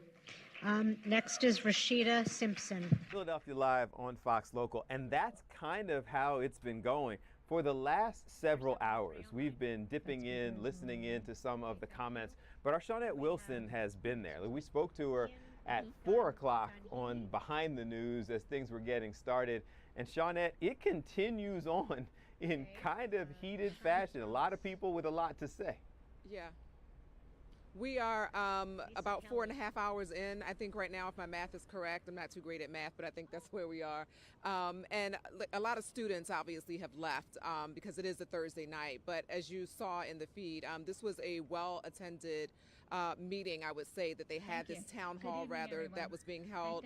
Just to give a quick recap, we know that this is about the school facilities plan, which is a $2.8 billion plan, and district officials have said that this is a plan that will help them to renovate these school buildings, modernize some buildings, and they have to deal with schools that have declining enrollment. So, there's always a big conversation about, there's all these empty buildings around the city. Officials are saying that this is a plan that will address that, as well as making sure that students all over the city, no matter where you live, have the same great learning environment and the same access to a great education. So what was different tonight than some of the previous facilities meetings that we've covered and that I've actually covered as well is that this one was solely for public comment. So there was no breakdown or layout of the plan. The superintendent, no one else spoke about, just rehashing the plan again. They put up the mic, let people sign up, and they said, we want to hear from you tonight. So there were several hundred people in all who were registered to speak. They had people who registered early and then people who came today, and they were broken up in categories. The officials wanted the students to actually be the first ones to speak, so we heard from them. We've been hearing from some representatives of the schools that are affected, and then I would say like maybe midway through we started to hear from some elected officials, some city council members who were there as well to advocate for schools that are affected by this plan that are within their district. I would also say, again, this is a very passionate topic, so the meeting matched that energy, right? You have the students who I thought were very well spoken. It's always great when you have, students and young people who are engaged in what is happening. They spoke about, not wanting to move to a different school, or if their school is on a list of schools to be shut down, they wanted to speak up as to why they don't think the school should be closed. They talked about, if we're merging with another school, how are we going to get there? And then there's always, of course, the talk about the tradition. Families of families have attended some of these neighborhood schools, and so they're really vested and don't want to see them close. So I did ask some of the students, I said, hey, I know you guys are passionate about your school. It's always great to hear how much you love your teachers. But do you understand at all, what the district is saying, this plan, why they're saying the plan is necessary? And the kids just basically said that they disagree with it. They don't get it. They don't think their voices are being heard. And, they just came out to basically have a chance to make their voices heard again. One of the board members actually did respond to much of the input tonight, and I'm paraphrasing. She said, that she wanted to make clear to everyone who attended tonight, listen, this isn't our plan. This plan was submitted to the board to vote on, and we are here to hear from you before we, come to a conclusion on how we're going to vote. But they wanted to make clear this is not our plan. I can tell you that didn't exactly go well. There were a lot of boos and people interrupting. But that is in fact the case, right? This plan has been handed to them, and they will at some point vote on it. A date hasn't been announced for a vote just yet, but 159 schools, Bill, we know are, involved in this plan. And then there were initially 20 that were slated to be closed. That list has been narrowed down to 18. Motivation High School, Conwell Middle School are no longer on the list of schools to be closed. So that was another big heated discussion. Some of the students and even staff were saying, why are those two schools off the list to be closed now? Because they were loud, they protested, they advocated, they held walkouts, and they were saying, we did the same thing for our school, so we don't understand why we're not getting the same consideration. So this is a tough decision. The superintendent has spoke before that, Philadelphia has long had a problem with disparities in education and students living in different zip codes not having access to the same education and, safe buildings to live in. But again, you are going to have parents, students, and staff who are going to fight for their schools to stay open or not to merge with other schools, Bill. So as you mentioned, the meeting is still going on. I am not aware of a time cap. They did have a limit on how long, people were going to speak. And because the meeting did start early at 4, some students were arriving late, from school or what have you. And they did say that they would, as long as they stayed, they would somehow fit them in if they missed their slot in which they signed up on this list. Well, we'll listen, see. I'm not great at math either, but you said that there are a couple hundred people there. Even if you cap them at 2 minutes, that's 400 minutes. Yeah. So, and then allow for all hours. the interruptions as well. Yeah, and allow for the interruptions. People are holding signs, they are, yelling out, and so all that takes time. Yeah, that's actually 6 hours. So at some point they're going to have to figure out a way to cut it down. But I think that it is interesting that people are being heard. But I think, and I appreciate you expressing that, whether or not people like some of those statements, some things are just fact. It's fact that some of these facilities were built for significantly more students. It's fact that the board did not, come up with this plan. They're just being asked to make decisions on it. And also, I forgot to mention, they mentioned in a press release and also in the meeting tonight, the board members, that the average school here in the city is 70 plus years old. So again, we're talking about aging buildings. Here's a sign, some folks leaving right now, Save Our Community Schools. Do you have a quick second? Yeah. Come over really quick for me, please. Would you, I know you're leaving now, but this meeting's been going on for a long time. What's your reaction to what you've heard in there and what's your feel from what the board received? I was nervous at first, and I'm sorry, I'm fumbling. It's emotional, here. Right? It's okay. It's okay. I'm very emotional. Because people are fighting for who's stepping in to help? Because people are fighting for their neighborhood schools. What school were you guys here for? We were advocating for Ludlow Elementary and Penn Treaty High School, which have wonderful autistic support programs that he graduated from both with honors. Yeah. And they want to close down our schools. We don't have enough schools in Pennsylvania or Philadelphia or wherever that have the autistic support, which I advocate for very much. And they want to close down our community schools, and all of these schools are in our neighborhood, which we're not going to be left with any schools in our neighborhood that's going to help our children with disabilities. All right. I appreciate you talking to me. What's your name, Sunshine? My name is Alex. Alex, thank you so much for stopping to talk to us. Okay. Thank you. Say it again. I'm his mother, Complecta Carrillo. Thank you so much. Okay. So you just heard there, she's talking about a school where they have a population, of students with autism. And Bill, it just reminds me, when I did, I can't remember where the other meeting was. I feel like it was maybe at Ben Franklin High School, but we talked to some students later that night, and one young girl was saying that she was advocating for a school that her brother goes to. She said he has an IEP, and she feels like there needs to be more attention given to schools that are focused on kids who need, extra help with learning. So that was an example of that as well. Yeah, I mean, it's hard, and I guess that's the reason why they need to have these hearings and why they will last as long as they need to. Thank you, Shawnette. We appreciate it as always. All right. And that's the challenge, guys, and I think Shawnette expressed it very well. You have Philadelphia, and the Philadelphia public school population has declined over the years. So you have these huge facilities that were built for significantly more students, and the student body just doesn't exist anymore. So now you have these huge facilities. A lot of times they may not have proper HVAC, air conditioning, heat, what have you. You've got empty buildings, you've got old buildings.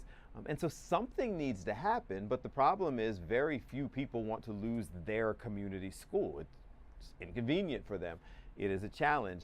And so therein lies the problem. There also were several people who were questioning some of the economic decisions that were made, selling old school buildings for well below market value that are now being turned into high-end apartments in those same neighborhoods for people who can't afford the apartment that you now have built on the grounds of their neighborhood schools.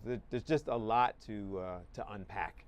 And that's the reason why it is such a heated meeting. We're going to take a break. We may come back to that meeting, but there's so much more that we're going to look into. More updates on what's going on with the conflict in Iran. We got to meet Philadelphia Eagles' newest prize free agent signing. We're going to check in on that press conference and so much more. So just stay with us. There's a lot going on, and we'll keep bringing it to you. Philadelphia Live on Fox Local. And break.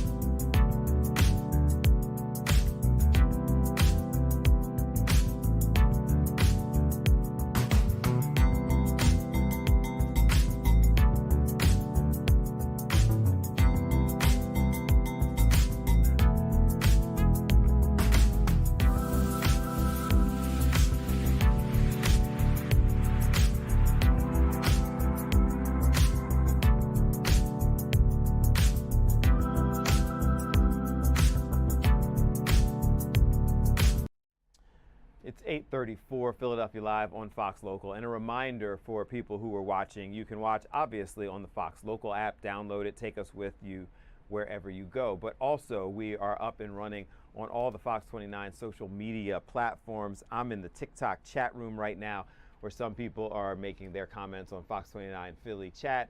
We have the Fox 29 YouTube page open, the Facebook page open, the Instagram page open. Our questions of the day are there. You can interact with us, express yourself, and let us know what you're thinking. And you can see over my shoulder, that's the Bill Anderson on TV YouTube page, just getting started and building, but also Bill A. Fox 29 on TikTok and Instagram. Always interested in interacting with you. We've got cool questions of the day. Today's is about Eagles player Jair Alexander, who came to the team and then immediately retired. Today he decided to give back $1 million, roughly, that he had from the Eagles. And the question, would you give it back? If you reported to a new job, they paid you the signing bonus, and then when you got there for your mental or physical health, you were incapable or unwilling of performing the job, are you giving them their money back? Lots of questions, lots of comments, a lot of people saying no, they're not giving it back. Next up, we continue to get updates over what's going on with the conflict in Iran. Our Amalia Roy has been looking into it. And Amalia, I feel like it's always interesting when you do these reports where you actually get to talk to the communities that are directly impacted, and that's what happened today. Good evening, Bill. It is interesting because you get that mix of emotions. I spoke to many Iranian Americans who remember in Iran before the revolution. They told me about the joy they felt when they heard about the Israeli airstrike that killed Supreme Leader Ali Khamenei, who was the brutal Iranian regime leader for nearly 4 decades. But now we're nearly 2 weeks into this conflict, and they want to know what's next. These were the scenes in Los Angeles the day the U.S. into Israel struck Iran. Thousands of Iranian Americans filled the streets celebrating a day they thought would never come. I grab a bottle of champagne, open it, and drink it up. The moment we wait for it for many, many years. Rouzbeh Farahanipour was 7 years old when Shia clerics took over Iran. He joined Iran's student protests in 1999 and escaped the country soon after his arrest. Night before my trial, they published my execution judgment in the newspaper. Day before I back to the trial, that's the last day I was in Iran. Rouzbeh says he supported the initial U.S. and Israeli strikes that took out the regime's top generals. But now he worries the operation has gone on too long. Minute one, after starting the war, they killed head of the state. That's never happened in the history. So they should announce the victory on minute 2. Why we should continue stay there to make it more complicated? Mohammad Ghaffarian left Iran years before the revolution to study. Now he owns a grocery store in LA and doesn't plan on going back. Mohammed hasn't heard from his family in Iran in a month and says he can't stop thinking about the civilians caught up in the airstrikes. I love to peace government of America and Israel to overthrow the regime of Iran. But on another hand, when they bombing our country and then our facility, power plant, and then water reservoir and other things, and the houses killing, they can divide the people from the bad to good. Off camera, I heard from other Iranian Americans who have a different perspective. They see this operation as the opportunity for the people of Iran to rise up against the regime. A recent Fox News poll says Americans are split 50-50 when it comes to supporting U.S. military action against Iran. In Los Angeles, Amalia Roy, Fox 29 News. Thank you very much, Amalia. Appreciate it. And as I said before, the perspective is always interesting, getting people's kind of firsthand experiences and knowledge. We'll check in with you a little bit later on. That's our Amalia Roy, who was out talking to people throughout the day. Let's continue on. We're getting updates on what's going on. We're going back to the school board hearing.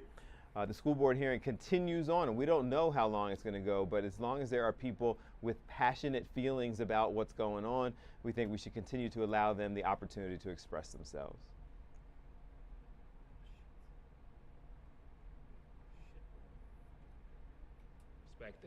Right now, our nation is spending between $1 billion and $2 billion every single day on military operations abroad. Think about that. The entire yearly budget for the school district of Philadelphia is roughly $4.6 billion. It might be a little off. That means the cost of 3 days of work could fund every desk, every book, and every teacher in this entire school year. If we receive just a drop of that, that's spending the cost of a few hours of conflict, we wouldn't be talking about closing Lincoln off. We would be talking about how to replicate Lincoln on in every neighborhood in Philadelphia.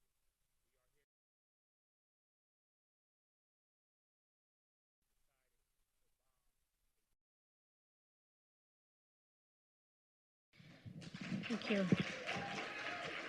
Do we have any of the virtual speakers online? I have four. Okay, please state your name and then begin. Yes, Leslie Bunch. Hello? Yes, please begin. Okay.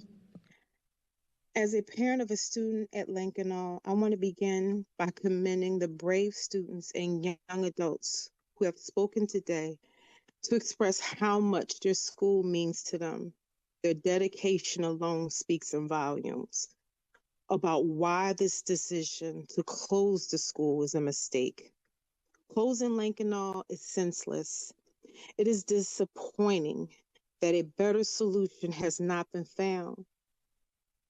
I ask you to consider how it would feel if someone abruptly told you you must leave your home you carefully selected. This school is a home to these students, and I urge you to reconsider the decision. Let's restore, not destroy.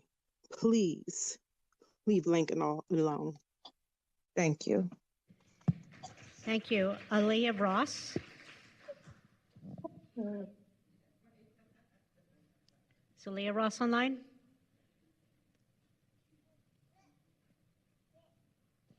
No, that speaker is not online. Thank you. Catherine McQuaid. We're going on to the next page.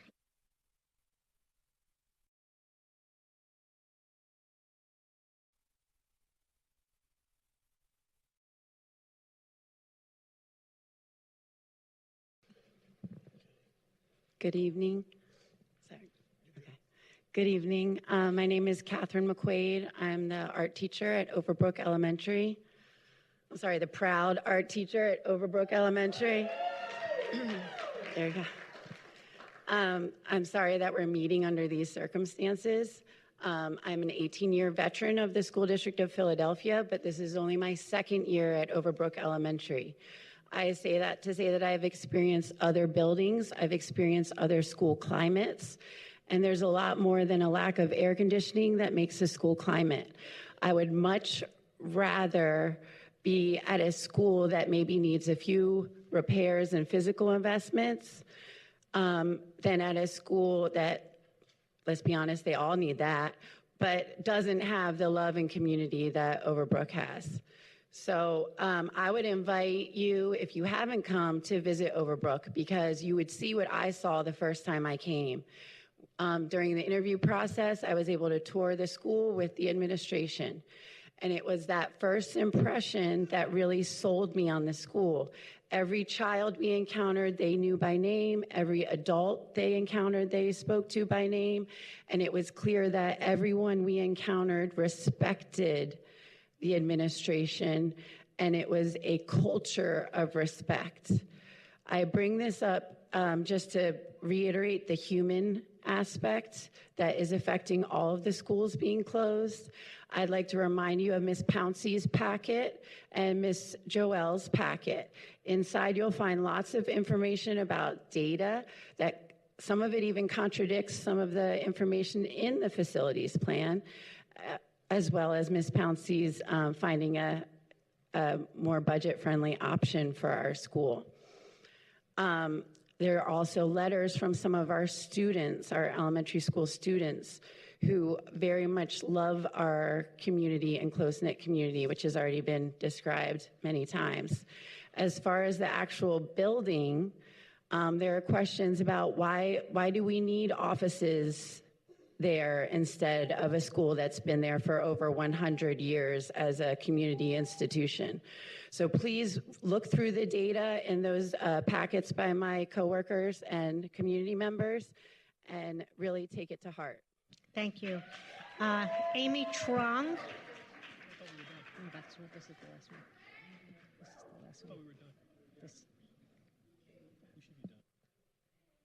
I'm sorry, I miscounted. Oh, is she on her way up? Okay. This will be our last speaker for the night.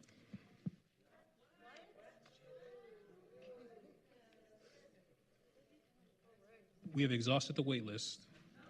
As it relates to the speakers who didn't show up, that's the policy for the night, and I look forward to hearing your final comments. Thank you.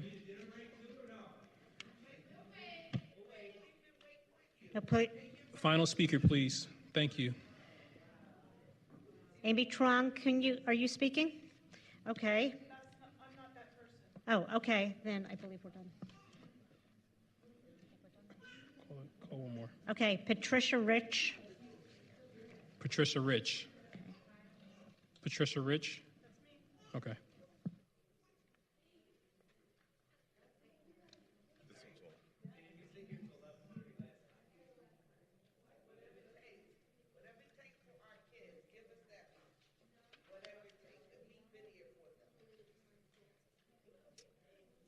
Members of the board, is this on? Mr. Streeter, Dr. Watlington, good evening. Thank you for changing the agenda tonight to host this town hall. My name is Patty Rich. I teach at Lankenau. It would be a shame to make a move on the recommendation to close Lankenau without really understanding what's at stake.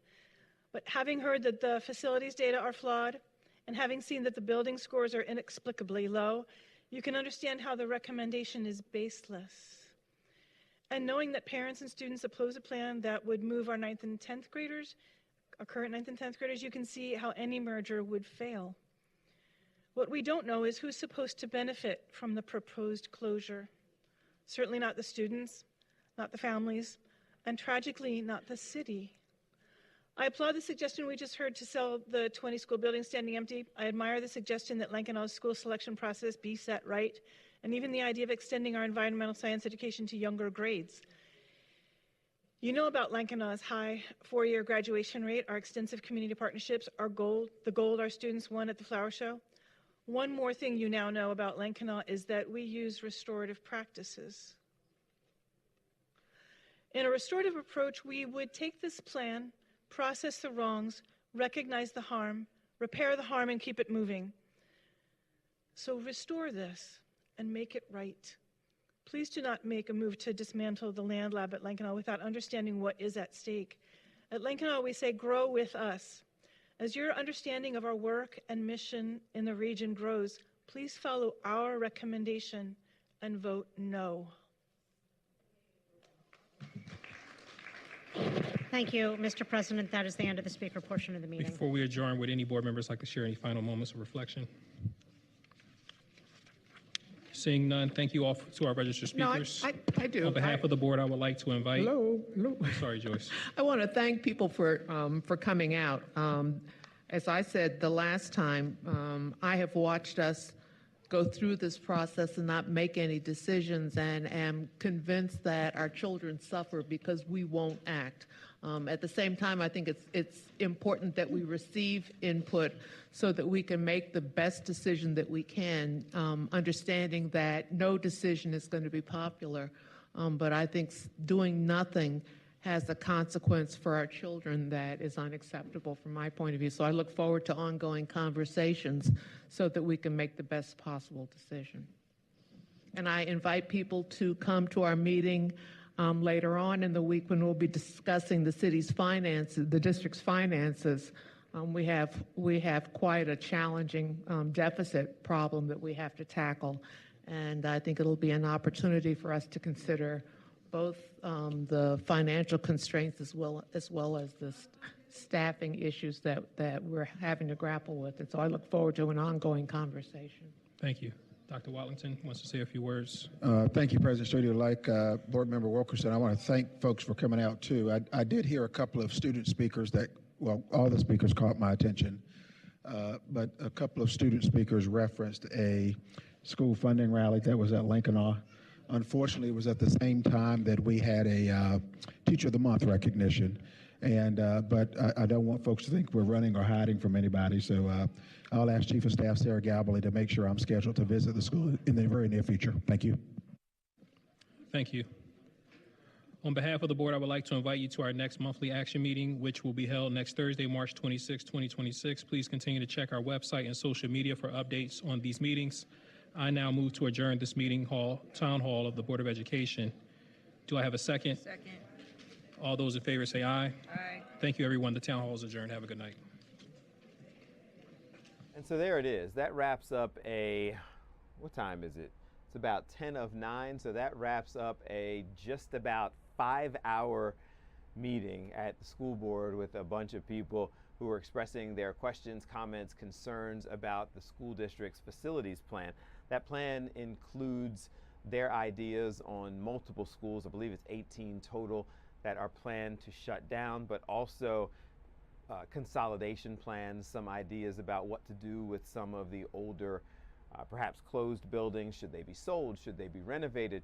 And this was the opportunity for the community to express themselves. And one of the things that became clear, members of the community didn't necessarily like it when the board expressed it, was that they told the community this was not their plan. They didn't write the plan, they didn't come up with the plan. This is the plan that was presented to them by the school district, and this was the opportunity for the community to express their concerns before the school board votes on it. My understanding is that there will be more discussion, there's still more planning and interaction, but this was obviously the opportunity for a lot of people, teachers, community, students, to come out and express how they feel about this. And if you're analyzing what you saw, there seemingly are a lot more concerns than there are people who were endorsing the idea and on board with it. But that often happens when you're talking about change and large-scale change. We're going to continue on. It's about 8:52 here on Philadelphia Live on Fox Local. So as I pointed out earlier, we've been following NFL free agency in sports. We've been looking at some of the things. On the first night, we had sports on, and they were talking about how the Eagles really hadn't done anything. Several of their players had gotten away. There were concerns about what you were going to do, multiple positions. And then on day 2, the Eagles signed a former, all-league, all-pro cornerback, Reek Woolen. He also is a Super Bowl champion, one playing last year. There are a lot of questions about him because he is what people define as a physical freak. He's 6'4" and ran an under 4.3 40 at the combine. He's also, I believe, 24 or 25 years old. And the Eagles got him on a pretty reasonable contract. So people were questioning why? Like, what's wrong? What's the challenge? What are the issues? People also pointed out that he led the league in taunting penalties last year. And so he is an extremely talented player, but also an extremely emotional player. They signed him. He was in town for his introductory press conference where a lot of those questions were addressed. And here's what he had to say a little bit earlier today. Good afternoon. Good afternoon. Y'all aren't here asleep. Wake up. Come on. What made you decide to come to Philadelphia?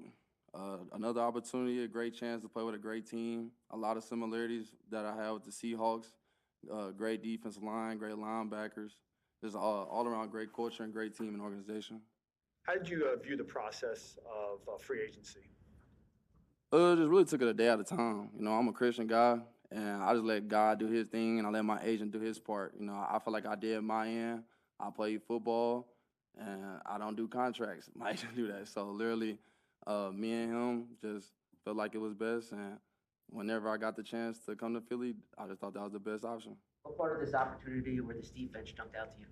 Is it what? What part of this opportunity or this defense jumped out to you? Just the players on it. I mean, you got Q, you got Coop, and with me being able to join those guys, I know that we can be able to play different types of looks, and I felt like that's kind of the same way in Seattle. We had Spoon, we had Nick, and we would be able to play different ways. So to be able to be along those guys and to play with a great front with Carter and JD and, some great linebacker play, it's going to be a lot of fun. Do you know Q or Coop at all? I met Q before he got drafted. He trained at XPE in Florida. That's where I was training at, and I met him a little bit. But other than that, we're going to get close, as the season comes. How do you think the way you play corner fits the mentality of this Eagles defense, as well as the way Eagles fans like to see the defense play? Just with enthusiasm. I like to go out there, have swagger. I got to have passion. God didn't make me to be a quiet person. God made me to go show off my abilities and play with passion and enthusiasm. And to fit in a culture where a lot of players do play with passion and enthusiasm is going to be a lot of fun. How much do you watch other top corners in the league? Obviously, you got to spend a lot of time with Spoon. He's one of the top guys, but do you pay attention to the other top corners in the league? Oh, yeah, most definitely, just because you compete, and it's the nature of the business. And whenever you watch other corners, you like to just take little things from their game, and you like to implement it to yours, but also as well, you know, whenever you see another guy catch a pick, you got to go, like, let me go catch a pick, you know. There's just different ways to find edges and greatness, and that's how you do that by, you know, watching other great players in your position. What does it mean for you to be able to reunite with Clint Hurt and Roy Anderson, and how much did that have a factor in your decision, knowing those guys are in the defensive staff? Oh, yeah. Honestly, it's a blessing, man. Coach Hurt, real nice dude, and Coach Roy, real nice dude as well. And, you know, I'm just honored to be able to, you know, link up with those guys again. And I feel like being on this team, on a winning team, is going to be a lot of fun to pair with them. Bree, what's the most important thing you learned during your time in Seattle, and how can you apply that here? Just take it a day at a time, man, and just be where your feet at. Just be a great teammate and come every day to work and just try to get better every day. You know, especially in Seattle, we got a championship culture just like here. It's a championship team. So these guys here, they expect me to come here and work hard, and this team, they work hard too. So I feel like I'll blend right in with them. How would you describe last season, the run you guys went on your place and that, and being able to experience what it feels like to go on a Super Bowl run? Honestly, I feel like it was great just because it prepared me for a moment just like this, you know. Whenever you win a Super Bowl, whenever you play with a winning team, other teams, when it comes to free agency, they want a guy that's a winner. They want a guy that can bring a piece of DNA or knowledge on how to be able to win. And for a team that's already winning and you add a guy that can bring in an extra addition, is going to, you know, bring the team to another level. There are clips circulating of you going up to Carson Wentz after a game, calling him a legend. Do you have like a Philly tie, or were you a Philly fan, or what's? True. Honestly, no, that man just was balling. I was a youngin' whenever he was here killing it, and that was just one of the quarterbacks I was watching. I just liked how he embraced his role, and whenever it was his chance, he just was killing it. And whenever I got to see him in person, I was just like kind of struck a little bit, just because I was like, dang, that's the guy I just was seeing on TV when I was younger. So I just got love for great players, and I love when people, you know, go out and win games and do the right thing, and he was a player that did that. You're known a lot for your recovery skills in coverage, which I guess allows you maybe to take a few more risks. You know, how do you view how that will fit in this scheme? I thought it's gonna help out a lot just because I'm a sticky guy in coverage. This team runs a lot of man, and they run a lot of everything, but they run a lot of man. I feel like in those situations I can be able to, you know, take chances just because I have abilities that some people don't. With this being a one-year deal for you, do you kind of view it as an opportunity to show the league that you're worthy of a long-term deal eventually? Oh, yeah, but honestly, you know, it's just crazy because at the end of the day, you still going to have to play football. No matter if it's 1 year or 4 years, you still going to have to put your shoulder pads on. You still going to have to play for your team, and you still have to make plays for your team. So literally, I just see it as a year to grow, to come and join this team, to go win a championship, to win games, and to become a brother. And if these guys need me, I'll be there for them, and if I need them, they should be there for me, you know. So I'm just coming here, be a great teammate, a great addition, and help this team win games and hopefully go to a championship. What do you think is next in your development as a corner for you to grow or take another step? For me, the mental game a little bit. I you know, sometimes be in my head a little bit, but at the same time, I like to show a lot of passion when I play, and sometimes I can get out of control a little bit, you know, OD it a little bit, but most of the time, I just feel like I'm just being a great player, and whenever you make plays, you know, you just gotta, you know, lock in a little more and just focus and celebrate with your teammates a little bit. So I just have to say, like, the mental game. It's crazy because ever since my rookie year, you know, I've gotten better every year, and tackling is one of the main things, and I feel like I got better at tackling every year, and just me being comfortable in zone coverage. You know, I had the most busts I ever did when I was a rookie, and those went away as years came. So just continue to be great in zone, continue to be great in the mental point of the game, and continue to be a great tackler. I guess you're referencing some of the taunting penalties. It seemed like you cut down on them as the season went on for the most part. You know, to continue doing that, what are some of the things that you've learned and to kind of control your emotions out on the field? Sure. Once you make the play, just turn to your sideline and go over there. You can never go wrong if you celebrate with your teammates. You can never go wrong if you just get to your sidelines, you make a play, because those are guys you want to celebrate with anyway. You know, whenever you're going against a team, make a big play, there's a lot of emotions going on, especially a rival game. But, you know, you got to be better in those situations, and you just got to go celebrate with your team, because ultimately that's who you winning the game with. You mentioned the passion. Where does that come from? What makes you so love the game so much? Just the work, man. It was a point I was talking to somebody, like a point where I make a play at practice or something and wouldn't celebrate. But like they're like, nah, you gotta celebrate every play, bro, because like God didn't make you a way to not celebrate. God made me and gave me many different talents, and he made me big and fast and to make plays. And if I didn't celebrate any play, I'd be doing a discredit to myself, just because I was made to go make these plays. I was made to show love and show an appreciation to this game, because this game showed an appreciation and love to me. You played wide receiver in high school and early in your college career. What sparked the move to corner, and did that help you at all when you transitioned to corner? I didn't even want to play corner, to be honest. I was a receiver my whole life. I played offense my whole life. And then my coach was like, hey, you should play corner. And we got to practice, and I was like, nah. But then he tapped me and was like, go play corner. So I was going to do DB drills.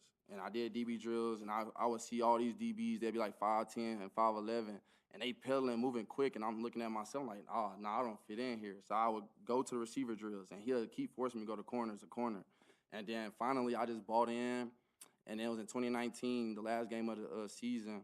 I played my first game of corner, and I didn't know anything. I just was playing cover 1 and cover 3, and I just bail in cover 3, and then if it was man, I just go with my dude. And that was just like the beginning of my journey of just transitioning to the cornerback position. And then in college in 2020, when I got new coaches, they asked me, do I want to play corner or receiver? I just chose to play corner, and then I just bought into the position, and you know, it got me here now. And it helped me a little bit understanding the game, because I played both sides, just because, you know, when you see a certain receiver split, you know they can be running certain routes. And when I was a receiver and I was at a certain split, I knew I was running a certain route. So those go hand in hand with some of the things like that. You spoke about improving since your rookie season. That was obviously, though, the Pro Bowl year. What clicked that year, and how similar was what Clint did with you then to what you'll do now here in Philly? Honestly, I was just going out there and playing football, man. Like, when you're a rookie, sometimes the less you know is the better. Just because as a rookie, you don't know what you're getting into. This is a whole new world. You know, you got media, you getting more money than, well, nowadays they're NIL, but you're getting more money than whatever. So, you know, when I came as a rookie, I just wanted to come in and have fun and be a great teammate. You know, I wasn't really worrying about what this person said, because I wasn't really visual to that, because I didn't know as much, you know, rather than just coming in and being a rookie and fitting into the culture. So being able to make plays and do that my rookie year was pretty cool, and to have Coach Hurt there with me, you know, was awesome. And I feel like being able to come here, I got the same chance to do the same thing. Going back to Quinyon, you mentioned last year that you thought he was among the top 5 cornerbacks in the league. What put him up there for you, and how do you feel like your skill sets can complement each other on the field?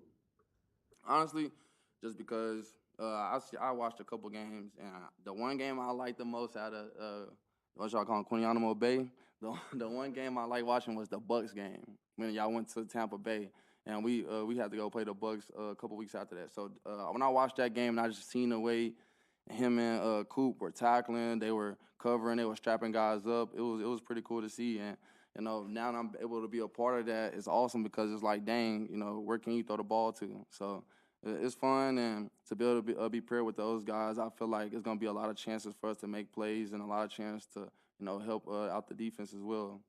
You mentioned your improvement in zone coverage over the years from when you were a rookie. Do you trace that back? It was easier from that transition you were talking about from wide receiver to corner. Did that, you know, did the man stuff click quicker?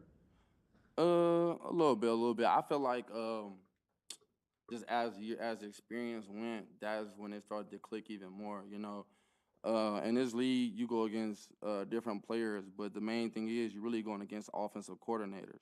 And once I started to realize those certain things, I feel like it helped me in my zone coverage rather than try to guess for plays. You know what I'm saying? You can see your formation and you can play a certain way in a zone coverage, you know, and stuff like that. So being able to identify that helped me out grow as a player and help grow in those areas like zone and man.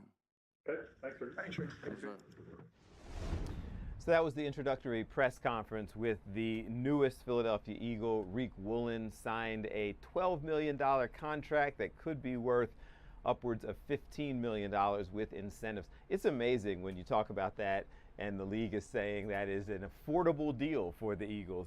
They got him on a low-cost contract, upwards of $15 million, but a really talented player that will, I think, make a difference in the Eagles' defensive secondary. All right, let's go ahead and take a break, and then we will come back. Our Dawn Timoney is up next to tell us about a cool program that is going on in Camden County. We're also going to check in with what's going on with weather and so much more. There were some press conferences today, some political information, more updates on what happened in Michigan. So stay put. This is Philadelphia Live on Fox Local. Break.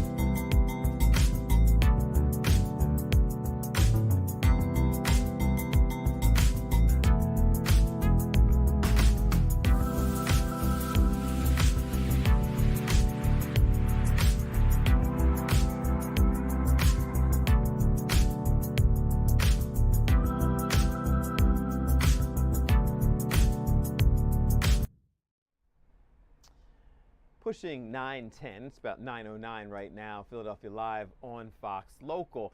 And our Dawn Timoney is up next with the type of story that I know Dawn loves telling. It's people who are coming together. Prom season, I guess, oh my God, is getting closer. And there are some organizations nearby that are helping the students get ready for the prom. This is a cool one, Dawn. It is, Bill. And you're right. I love covering these kind of stories because it's really just a win-win for everyone. It's a win for the students. It's a win for their families who don't have to worry about coming up with the money to pay for a prom dress or a tuxedo and all the accessories and everything that goes along with it. And the people who do this just feel great. So let's take a look at some of the video we shot. Tonight was the fourth and final night of this prom dress giveaway. It's called Say Yes to the Dress. It was at the Camden County Boathouse, and it's put on by the Camden County Commissioners in collaboration with the Sheriff's Department, the Police Department, the Prosecutor's Office, and all kinds of other agencies in Camden County. Basically, it's county workers coming together for these young teens. They collect all kinds of dresses and accessories, you name it. And then the teens come and they look through everything. They pick out a dress. They can pick out purses and shoes and jewelry to match and make a whole big deal of it. The girls come out and they clap and they play music and they stand in front of a bunch of balloons. And it's amazing. everyone feels great. And I spoke to one of the women who's been part of it. She's a human resources manager for Camden County. She was there. She loves doing this. It makes her feel great. She brings her family, and she just, told me why she does it and why all her coworkers do it. They come in and they're shy and a little timid, but then they brighten up and their personality really just comes out when they try these dresses on. It's like a whole nother person. So it's really good, a confidence booster. It's like a combination of both of what I like and what my mom likes too. So I really liked it. It was perfect. That young lady came in with her sister, who was also going to the prom, and her mom, Bill. So this was a big help to the mom because she has a junior and a senior in high school, and the girls found the perfect dresses. They said they felt great. I also spoke to a couple other young ladies who found the perfect dresses. And the crazy thing is, these dresses, some of them have been barely worn. Others still had the tags on. The one woman who was volunteering said to me that they wouldn't put anything out that they wouldn't wear or have a family member wear.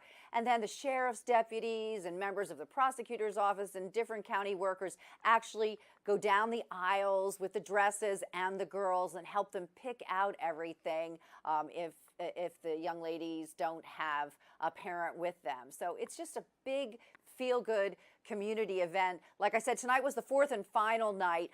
Earlier in the week, the Men's Warehouse was also providing tuxedos and suits for the guys. They could go pick out tux for free. So it's just a wonderful community event as we approach prom season. And the thing they like about this too, it's not just about picking out the outfit. It's about the whole experience, playing the music, clapping, cheering each other on. It's just great. I've covered a couple of these, and as you saw and explained, it just makes them feel good that somebody is paying that level of attention to them, going ahead and pampering them. Some of the things that oftentimes, unfortunately, come with money, they're getting it, and it's not necessarily breaking the bank. And I'm telling you, there were a lot of beautiful dresses and gowns with high price tags on them.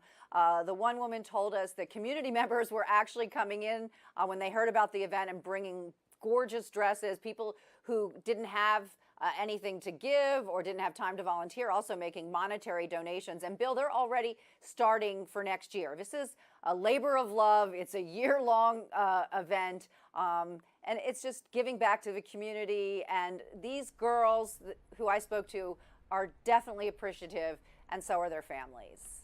Well, and then one final thing, Dawn, because you're not that far removed from this process with your own daughter. And people may not understand that these dresses can get expensive for families. So this is really making a difference to people financially as well. Absolutely, Bill. I mean, we're talking hundreds of dollars, some of these dresses. And then you have to buy the shoes, and then there's the purse to go with it, and the jewelry, and everything was provided. And honestly, I still have some of my daughter's prom dresses hanging in our closet. And I keep thinking, when I covered this event last year, I'm like, I'm going to bring her dresses because they were basically worn once or twice. And that's, I mean, it's silly to not donate them and make someone else feel extra special on their big night. Well, it's making a difference. And now, thanks to your story and some of the exposure, people who didn't know will know this time next year. So I'm sure we'll continue to support them. Dawn, thank you. And we'll see more in the 10 o'clock news coming up shortly. Our Dawn Timoney breaking down a really cool, it's just a feel-good story. We like to tell those as much as possible. And we'll also make sure we get all the information up on our fox29.com website for any of the parents who are sitting there watching going, oh, my daughter's got dresses left over or tuxedos or what have you, and would like to donate them for next year.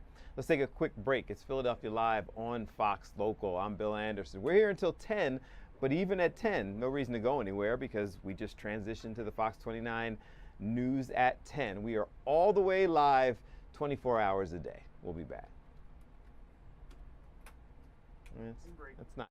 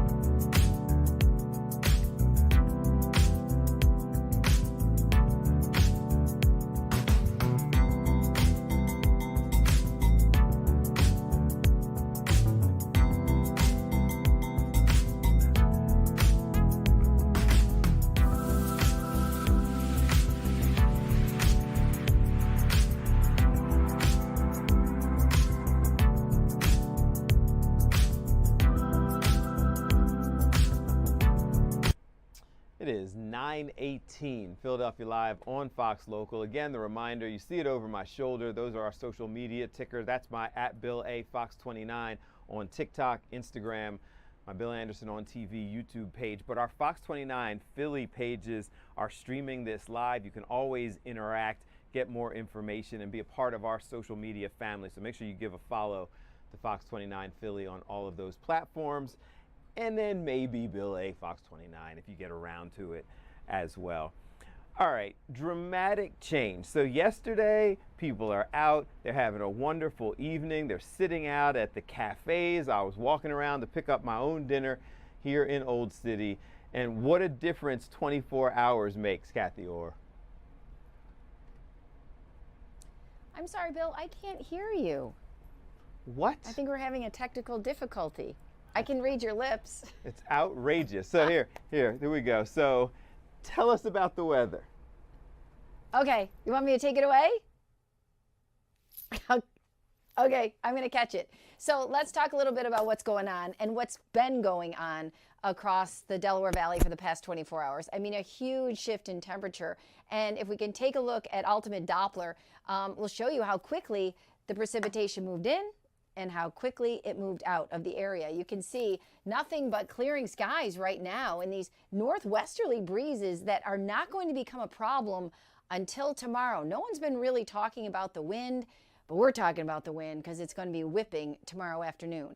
Here's a look at today's high temperatures. 69 in Philadelphia, Wilmington 65, Reading 63, in Atlantic City 64, Trenton 62, Allentown 62. The normal high is 51. So you look at these numbers and you may think that is not what happened today, and it wasn't. This is not a representation. This was about midnight, and then that front came through, temperatures plunged. This afternoon we were in the 30s, over 30 degrees cooler by the afternoon. Temperatures bounce back up. It's 41 degrees in Philadelphia right now with clearing skies. On the Mall, it's just quiet, nothing else going on, which is good. The wind is not a factor just yet, but as I mentioned, it will be. And as we go through the next several hours, we'll watch these temperatures in the 30s and the 40s falling very quickly, or if I can use an SAT word, precipitously. It's going to be hugely different. So right now, 35 in Media, 39 in Pennsville, 37 in Swedesboro, Phoenixville in the upper 30s, Westchester 36. So you can see temperatures have climbed up this evening. Cold in the northeast, in the plains, there's a little bit of a warm up, but still kind of cool in Dallas. Dallas is cooler than Denver. It's amazing. Vegas heat, Tucson heat, and the only place you can really go for heat on the East Coast is extreme South Florida. So we are still in the cold here. Overnight lows will fall into the 20s.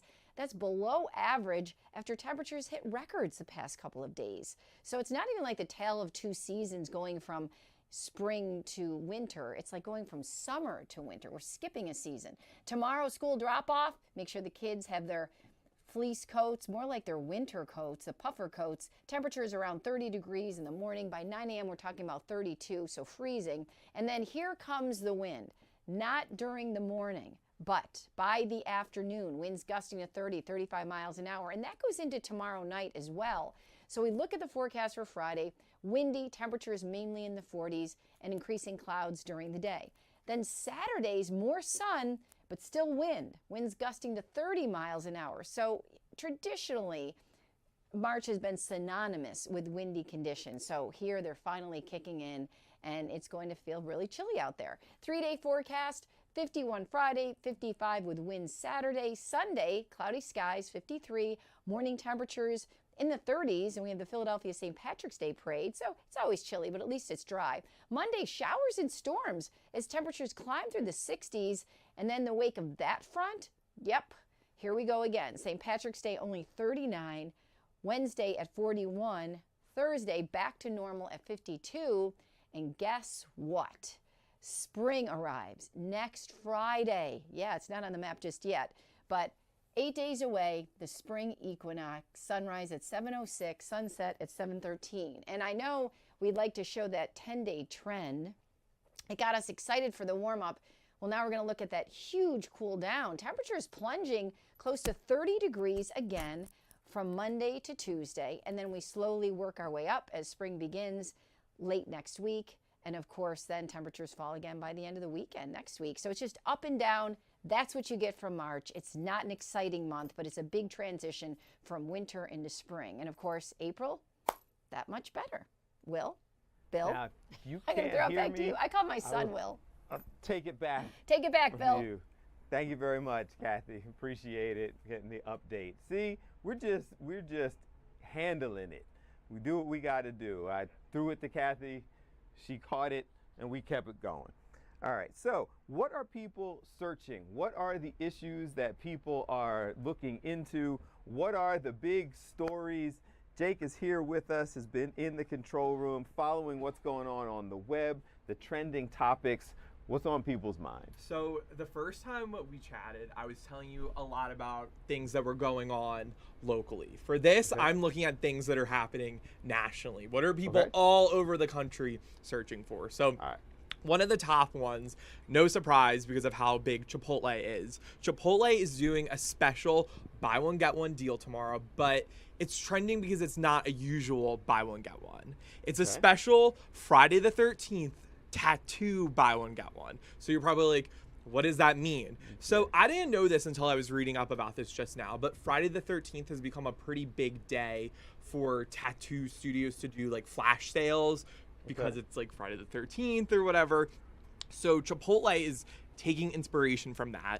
And the buy one, get one sale tomorrow, you can only get it if you have a tattoo. Nice. I got a couple.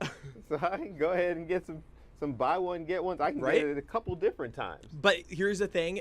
You don't need to have a real tattoo. They will accept temporary tattoos or even drawn on tattoos. So, but it's the thought that counts. Pen, just write Chipotle on your hand and then go ahead and get your discount. I mean, I love Chipotle, but I don't know if I don't have any tattoos, so I don't know if I would be like, yeah, there we go. I don't know if I could walk into a Chipotle with a fake tattoo drawn on my hand and be like, here, buy one, get one. I think I'm cheaper than I am proud. Okay. So if I just said, now I have tattoos, and I have tattoos that I can show. Right. It's either here or here.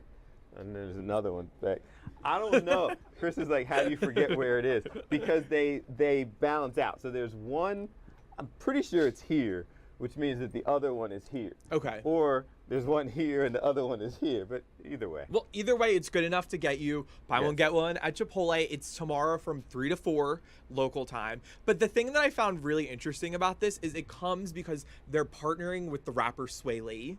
Okay. So, and Sway Lee's dropping an album at the beginning of April, so I guess this is kind of promotion. And at the Miami Chipotle, if you go, you actually can get temporary tattoos drawn by him that are inspired by the Chipotle bag. And this comes partly because there was like that meme online that like people with lots of tattoos, they're like tatted like a Chipotle bag. So I guess they're kind of like, they're leaning into that fun. They're doing this partnership. I don't know. I thought this was super fun. None of this and was unique. on my bingo card. It's like Sway Lee, temporary tattoos, Chipotle, and discount. Like I never. Like, it's a lot, but I feel like it's a cool thing that they're doing. It is only 1 hour, so if you want your free Chipotle, you really have to hustle in. But I think it's cool. So that was the first thing. And something that literally I saw. You can't top that. No, I know. This is completely different. I saw this right before I just walked up. Scientists made a breakthrough in terms of sleep apnea. So like, you know, like those people who like have like those machines, Chris, to help, who snore and stuff. That might no longer be a thing. They found that a common pill used for epilepsy cut sleep apnea in half almost. Really? Yes. Okay. So there's not a lot of details out about this because it's literally like this is just coming out, but you know, like I know a lot of people that have machines that, you know, really help them. It's a CPAP, right? Right. Yes, because it's not just about snoring. It's a lot of the times it's because people can't breathe. Yeah. You know, and it's like a lot of the times they're like actually waking up a lot in the middle of the night. Sleep apnea is serious. Yeah, they're not getting REM sleep. So this is actually like obviously it's great because it's not stopping people from snoring, but it's like a big breakthrough. It could help a lot of people. All right. Good. That was a hard turn. I know. But I was like, Swaley, tattoos, Chipotle, and we might be solving the medical issues of all the yes, people who are watching. I had to mention it though because I just found it so interesting, and I Yeah. feel like it's so like relevant. And Before it's, you like, go so get cool. your CPAP machine, just write Chipotle on your hand. There you pick go. up You the can food do on the both way home. in one day. See, we're all good. I guarantee you didn't get this on any other news outlet, There we go. news channel, anywhere. Thank you. Appreciate you. it. And you can vote at fox29.com/go vote if you want to participate in the discussion. Our question is, if you were one of those people like former Eagles player Jair Alexander, you got the big signing bonus, you came to your new job, but when you got there, you were physically or emotionally incapable or unwilling of doing the job. Are you giving back the $1 million signing bonus? Jair Alexander did. It actually wasn't quite $1 million. It was like 900,000. But he decided to give it back. And an update in sports for people, not a huge surprise here, but the Sixers lost this evening. I'm not even sure with the team that they're putting on the court if they count as the Sixers. Marcus in sports was saying that they are just the Delaware Bluecoats playing in Sixers jerseys. And looked like it tonight. So they lost to Detroit 131-109. VJ Edgecombe, the rookie, had a nice night, particularly well. In fact, Marshawn Beauchamp. Yeah, people are going, who? Marshawn Beauchamp led the Sixers tonight in scoring 17 points. Justin Edwards led them in rebounds with 9. Quentin Grimes had 5 assists. So no disrespect to Marshawn Beauchamp. He's a professional athlete, and I am not. He is in the position to be getting $1 million contracts, and I am not. But if Marshawn Beauchamp is leading your NBA team in scoring, it is likely you lost that game. Just being real. Let's take a break, and we will be right back. This is Philadelphia Live on Fox Local. I'm Bill Anderson. Stay tuned.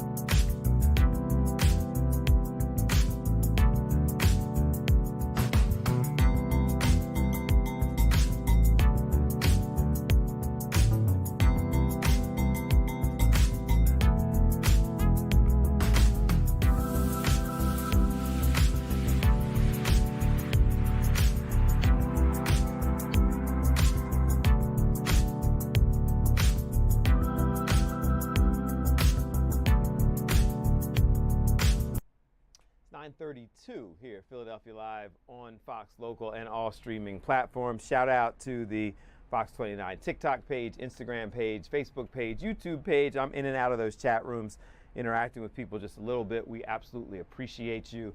Make sure you follow those pages so you can stay up to date with all the things that we are doing 24 hours a day live. And if you get a chance, follow me at Bill A. Fox 29 as well. So the dominant discussion that has taken place there actually were two major issues, shootings, concerns We started off talking a little bit about the one that happened in Michigan earlier today at a synagogue. We were starting to get more information about the press conference that they had, getting some details, and we heard initially from the police and lead investigator, but that press conference continued with more information and Q&A. So let's jump into that. Thank you, Sheriff. My name is Dale Young. I'm the police chief of West Bloomfield.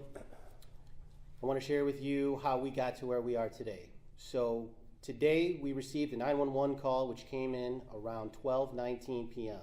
It was about an active shooter situation at Temple Israel where the individual drove into the building. West Bloomfield officers arrived on scene under 5 minutes. Temple security officers engaged the individual and neutralized the threat. Our officers, combined with area agencies, cleared the building multiple times and safely and successfully evacuated all children and staff. This is an active crime scene and we are examining every angle related to this situation. I will now turn this over to the FBI for further comment. Hello, my name is Jennifer Runyon, last name Runyan, and I'm a special agent in charge of the FBI Detroit Field Office. This is a deeply disturbing and tragic incident, and our deepest sympathies are with the victims, their family, and the entire Jewish community. The FBI is here working with our state, local, and federal partners to investigate this incident, and I can confirm that we are leading the investigation right now as a targeted act of violence against the Jewish community. As my partners have said, this is an active and ongoing investigation with an active crime scene, and I ask for your patience as we process this evidence and pursue every lead that has come to us and that we have developed thus far. And what I can share is this: there was one subject involved in this incident who is now deceased. And as my partners have said, we've had no victim fatalities. I would not be able to provide additional information at this time on the subject or his motive, as our goal is to protect the integrity of this investigation and to ensure that we give you accurate and timely information as soon as we can. The FBI was notified of active shooter at Temple Israel at approximately 12:45. We immediately activated and deployed all of our crisis response resources, which includes our SWAT team, our crisis negotiation team, our evidence response team, our special agent bomb techs, our weapons of mass destruction team, our cellular analysis survey team, and our victim services, as well as more than 100 agents and analysts to ensure that we are actively mitigating and responding to the active threat, but also pursuing diligently and methodically every lead that we have. My ask to the public is a few things. I know everyone wants information now, but I ask that you be patient as we are still processing this scene and still pursuing everything that we can and that has come to us to date. Second, we've activated a digital media tip line for any witnesses who has photos or videos of the incident today. They can upload those at www.fbi.gov/West Bloomfield attack, all one word. But the public can also report through our call line at 1-800-CALL-FBI if you have any information about this incident and or any other suspicious activity that you see around in your community, your life, your places of worship, your schools. As the sheriff said, we all need to remain vigilant, and it takes the whole community to ensure that we remain safe. I also understand that congregants may have left some personal effects at the synagogue, and as soon as we have a reunification site to get those effects to the affected victims, we will be sure and release that as soon as possible. I want to thank our partners and the first responders and the security personnel at Temple Israel who did an excellent job at mitigating this threat, and we're very grateful for their bravery and their service. Next, I'd like to bring up or offer up Stephen Ingberg, the CEO of the Jewish Federation of Detroit. As the CEO of the Jewish Federation of Detroit, I'd love to say I'm shocked or I'm surprised, but I'm not. This is something that we train for. Thank you to all of the law enforcement officers who stand behind us and the many who don't. Thank you to our Jewish community security team. This is a tough time. It is a tough time, but we will get through this. We'll get through this together. We'll get through this stronger. And we'll continue to be loud and proud of being Jewish. This will not change us. This will not deter us, and we will continue. With that, I'd like to turn over to Rabbi Ariana Gordon of Temple Israel. Thank you so much. As you've heard, there's so much that we don't know. We're going to be processing all of this in the days and weeks to come. But what I do want to say is a huge thank you to our law enforcement, to our Temple Israel security team, and to our early childhood center teachers who were the true rock stars of the day. They ensured that all of our children remained safe and calm throughout the entire day and got every single child safely reunited with their parents this afternoon. And for that, I can't express my gratitude enough.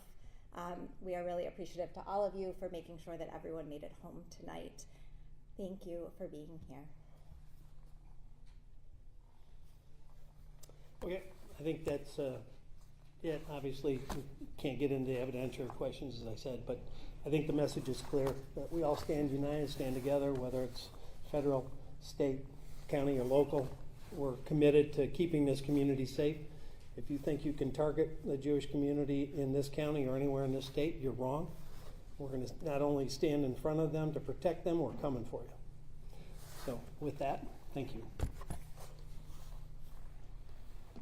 And so that was the update that law enforcement held a little bit earlier this evening, the ongoing investigation into what happened in a Michigan synagogue earlier today. Now, unfortunately, that got a lot of the press and the discussion, and appropriately so. But there was another scary situation also, or at least this one is being characterized as linked to terror or a terror attack. It took place at Old Dominion University, and they also had a press conference to update everybody on the status of that situation. Good afternoon, everyone. Thank you for joining us. We're going to get started. I'd like to introduce to you Dominique Evans. She's the special agent in charge of the FBI Norfolk Field Office.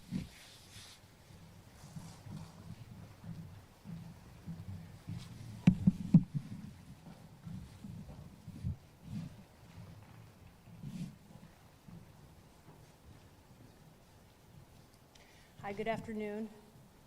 My name is Dominique Evans. That's D-O-M-I-N-I-Q-U-E. Last name Evans, E-V-A-N-S. I'm the special agent in charge of the Norfolk FBI Field Office. Today, the FBI responded, along with our federal, state, and local law enforcement partners, to Old Dominion University. This was based on reports of an active shooter. What we know now is there's one deceased victim and 2 at the hospital. We are saddened by this tragedy in our community. The FBI mourns the loss of life in this abhorrent tragedy and violence. I'd like to acknowledge the students who showed extreme bravery and courage by containing the containing the shooter and stopping further loss of life. The FBI is now the lead investigative agency investigating this as an act of terrorism. The shooter has been identified as Mohammed Baylor Jallow. In 2016, Jallow was arrested and pled guilty for attempting to provide material support to ISIL, now known as ISIS. Jallow was sentenced to prison in October of 2017 and was released from prison in 2024. FBI Norfolk's Joint Terrorism Task Force and our evidence response team responded to the scene, and we will continue to have a physical presence here at the scene as we process the evidence. Additionally, we are conducting other investigative steps into Jallow and the specifics of the shooting. We have dedicated analytical and tactical support. We are aiding in this investigation throughout the entire time. We will continue to work alongside of our partners and those in the community to find answers. The FBI continues to ask for the public's help in providing any information that could lead us in resolving this investigation, and we remind the public that any detail, no matter how small, could be useful. A collection of those small details may help paint a complete picture. We ask that the public submit their tips to www.fbi.gov/ODU shooting. Do you have any questions for me or for my partners here? Yes? With so little details that we know about this shooting so far, how are we able to confirm that this was an act of terrorism? How it was an act of terrorism? I can tell you that we have confirmed reports that prior to him conducting this act of terrorism, he shouted or stated Allah Akbar, and he was formerly a subject of a FBI investigation in material supporting terrorism. Agent, were there explosives in his car? We have no information about any explosives in his car or anywhere else at this time. Did he have one weapon? As far as I know, we only know of one weapon that he had on his person at this time. What kind of aid was he giving to ISIL 10 years ago? He wanted to conduct a terrorist attack similar to that in Fort Hood, Texas. Is there any mention of the war in Iran right now? None whatsoever. How was he deceased? There were students that were in that room that subdued him and rendered him no longer alive. I don't know how else to say it, but they basically were able to terminate the threat. So he was not shot? He was not shot. He shot 3 people? Correct. We have information that he shot 3 people. The one that went to Virginia Beach for treatment, was that person just winged or grazed? So I don't have any information at this time about the specific, life-threatening or not otherwise to the 2 that are still alive. But at this time, we're respecting the victims of the shooting. That includes not only the ones that were shot, but all of the people here at ODU I consider our victims. This is a tragic event, and I do ask that you look at that. You're all part of our community too.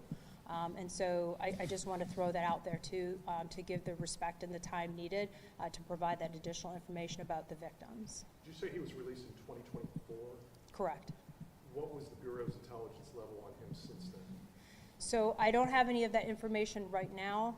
That's because this is an ongoing investigation. After we learned of his name, we confirmed that he was formerly a subject of material support to terrorism investigation and obviously was sentenced for that.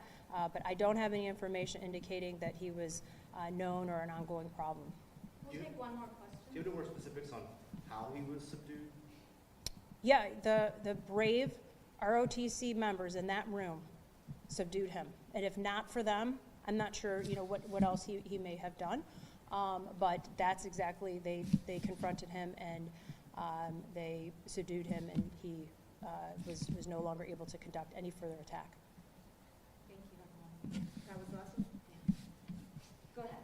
Okay. Yeah. Since there were ROTC students involved, is there any reason to believe that they were targeted? Well, I believe that at this time we have to take all the information that we will receive from the victims. So I don't want to make any preemptive judgments or anything to this at this time exactly. Keep in mind we're going to look at forensic information, anything that he may have had interest specifically for any targets. And because I don't have that yet, I can't confirm that at this time. Do you know how many people were in the classroom? I don't know the exact number of the people in the classroom. How long do you suspect this investigation will last? It's a fair question.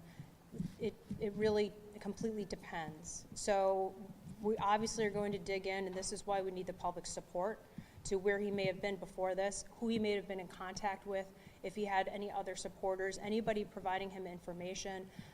So we have to track every single lead down, and that is exactly what the FBI will do. Every single lead, we're going to track down the veracity of the information and make sure that we have a full investigation with as much information, again, to ensure that there isn't anyone else that he may have been receiving support from as well. Do you have any evidence that he was self-funded?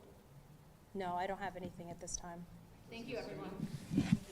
And that was the press conference updating everything that happened at Old Dominion University. Again, another tragic and scary situation. More information coming out at that one, and it continues to evolve and expand. There also was an ongoing hearing taking place in Washington, D.C. It's been a consistent debate about how and whether to fund DHS, how it's impacting the TSA and other different departments that are currently caught up in this political back and forth over whether or not they should be funded. Several of our elected officials took to the floor of the House and Senate to express their points of view. Let's take a look. I appreciate my colleagues, but we've had more than 2 weeks. So where have you been? Where have you been? This is a non-starter. Come to the table. Let's give ICE the same training as local law enforcement, as our FBI.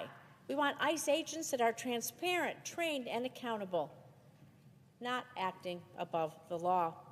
So now, we're almost a month into the Republican shutdown of Homeland Security. The Republicans control the White House, the House, and the Senate. So let's remember how we got here. Donald Trump and Kristi Noem were so eager to carry out their cruel mass deportation agenda that they actually cut training for ICE officers from 5 months, imagine this, 47 days. Why 47 days? Well, you can't even make this up because it honors Donald Trump, who's the 47th president. So you cut down 500 days to 47 days. What are you thinking about adequate training? By cutting training, increasing recruitment, Trump and Kristi Noem sent thousands of untrained agents with their guns and their badges into communities all across this country. They added deportation quotas for these officers to meet. And Trump and Kristi Noem pushed these untrained officers to round up as many people as they could wherever they could, and that included legal immigrants and American citizens. That's right. Instead of deporting illegal, violent criminals, something we do all agree on, by the way, they went after legal permanent residents, visa holders, law-abiding citizens, with all devastating consequences when we saw 2 of our fellow Americans brutally murdered in Minneapolis. The American people were rightfully horrified and angry, and they demanded accountability, which is exactly what Senate Democrats are pushing for. We proposed a common sense, basic idea that ICE officers, should just be required to follow the same standards that law enforcement, local law enforcement, all of my colleagues here, your law enforcement, have to follow. That's it. Simple. We want ICE officers to wear body cams and roving patrols, use judicial warrants, and to respect people's rights. Should be a no-brainer. Democrats have been ready and willing in good faith to enact these common sense reforms, fund the department, and keep our country safe. And shamefully, our Republican colleagues have refused to pass these reforms. They'd rather see the Homeland Security Department shut down than pass common sense guardrails to hold ICE accountable, rein them in. And as a result, the American people are paying the price. Travelers at our airports seeing longer lines, TSA officers being forced to work without pay. As a senator from Nevada, you're right, I know just how serious this situation is. My state relies heavily on tourism. More than 50 million visitors travel to Nevada every year to attend conventions, visit our beautiful public lands, enjoy live entertainment, sports, and we support hundreds of thousands of hospitality workers. Air travel, the gateway to our economy. So when TSA staffing levels drop because officers aren't getting paid, wait times at airport security checkpoints, they stretch longer and longer. It doesn't just inconvenience travelers. It does undermine security, directly threatens jobs, businesses, and livelihoods across our state. That's why I rise today with a very simple and practical proposal. If we can't move forward funding the entire department, sitting down, negotiating in good faith, which you've had plenty of time to do already, we should be at least able to come together to pay the hardworking staff of one of its most essential components, TSA. Let's not have TSA officers in the middle of this fight. They don't deserve it. We all agree their salaries should be funded, so let's fund it. Let's do it. Today I'm asking my colleagues to take a simple step. Let's pass my legislation right now, pay the TSA workers so that commercial air travel remains safe and functional. Our TSA agents receive the pay they have earned. I'm introducing this bill today with Commerce Committee Ranking Member Cantwell so that we can finally get our airports moving again. If Republicans are going to insist on shutting down the Department of Homeland Security, they should at the very least join us ensuring that the traveling public does not pay the price. They even implied in their own tweet that they're for funding TSA. So let's see what that's true, because you know what? Tweets are easy. Tweets are easy. Talk is easy. Will they back up what they say with their vote? We're about to find out.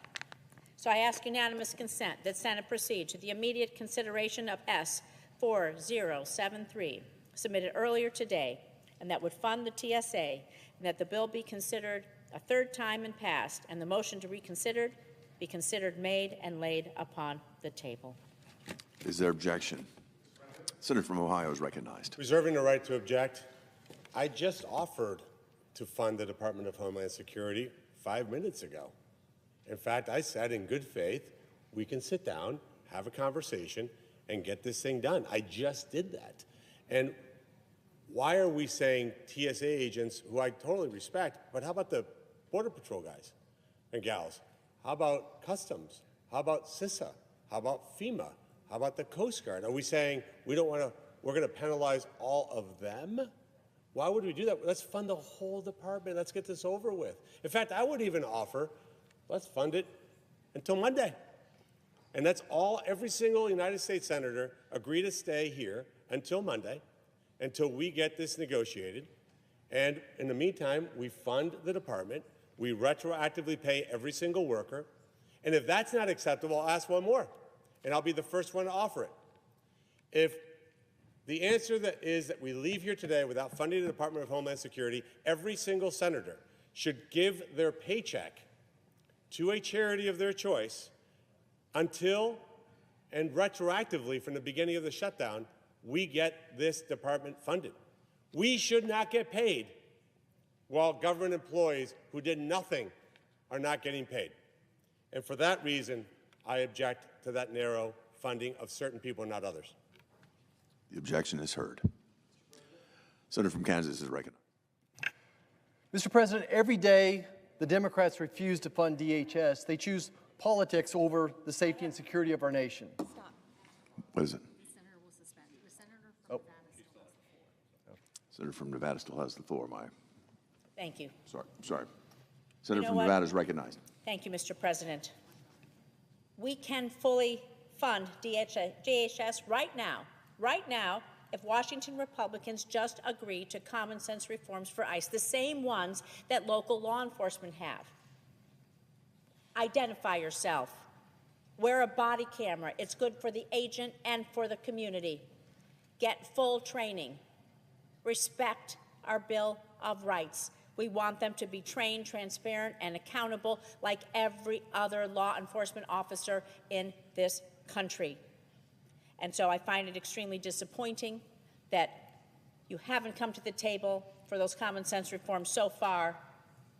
We can let TSA and other parts of Homeland go and continue to negotiate. And let's remember that the big, beautiful bill gave tens of billions of dollars to ICE. They're not running out of money or any pay anytime soon. I yield. Mr. President. Senator from Kansas is recognized now. Mr. President, every day the Democrats refuse to fund DHS. They choose politics over the safety and security of our nation. They continue to be the party of open borders and defund the police. And to make it worse, they continue to refuse to meet. I'm sitting here, it's like I'm watching a divorce and two parents fighting over the kids. The Democrats say they want to meet, but they won't meet.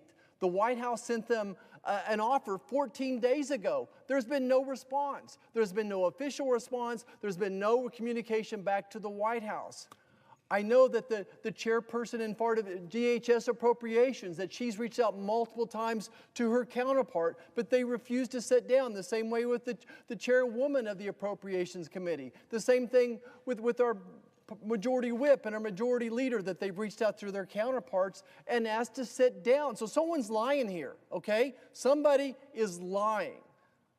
I know that our appropriations folks would sit down this afternoon and work this out. I absolutely believe that they could, and that's why in a moment I'm going to ask that we fund DHS for 2 weeks. that should be the goal, that should be the objective. I will almost guarantee if calm minds get set in the same room and go through their ask on ice, we'll figure something out. But there's no negotiations if the other side won't sit down here. And that's what America needs to know, is that the Democrats refuse to respond to the White House. They refuse to negotiate a person to person. So we're happy to have this debate right here and right now. Mr. President, in a second, I'm going to offer a clean 2-week CR to fully fund DHS. I'm asking we fund DHS for 2 weeks to protect American lives, and then come back and talk, and let's work through our differences. Mr. President, I ask unanimous consent that the Senate proceed to the immediate consideration of calendar number 156, H.R. 4553. I further ask that the substitute amendment number 4353 be considered and agreed to. The bill is amended, be considered read a third time and passed, and that the motion to reconsider be considered, made, and laid upon the table. Is there objection? Mr. President. Senator from New Jersey is recognized. I object. The objection is heard. Mr. President. Senator from Kansas. Again, Mr. President, we've asked to fund DHS for 2 weeks. My colleagues have different ideas on what to do here. But I think that we absolutely owe it to our friends and neighbors back home that our country is safe and guys, today. this is the ongoing spirited debate that you hear on the Senate floor. It's been going on for quite some time. There is no funding currently in place for DHS or any of the things associated with it. And because of that, the debate continues as to whether or not you can fund things like TSA, the Coast Guard, some other government entities, and not fund ICE and immigration without some sort of reforms. That's what one side is asking for. The other side is saying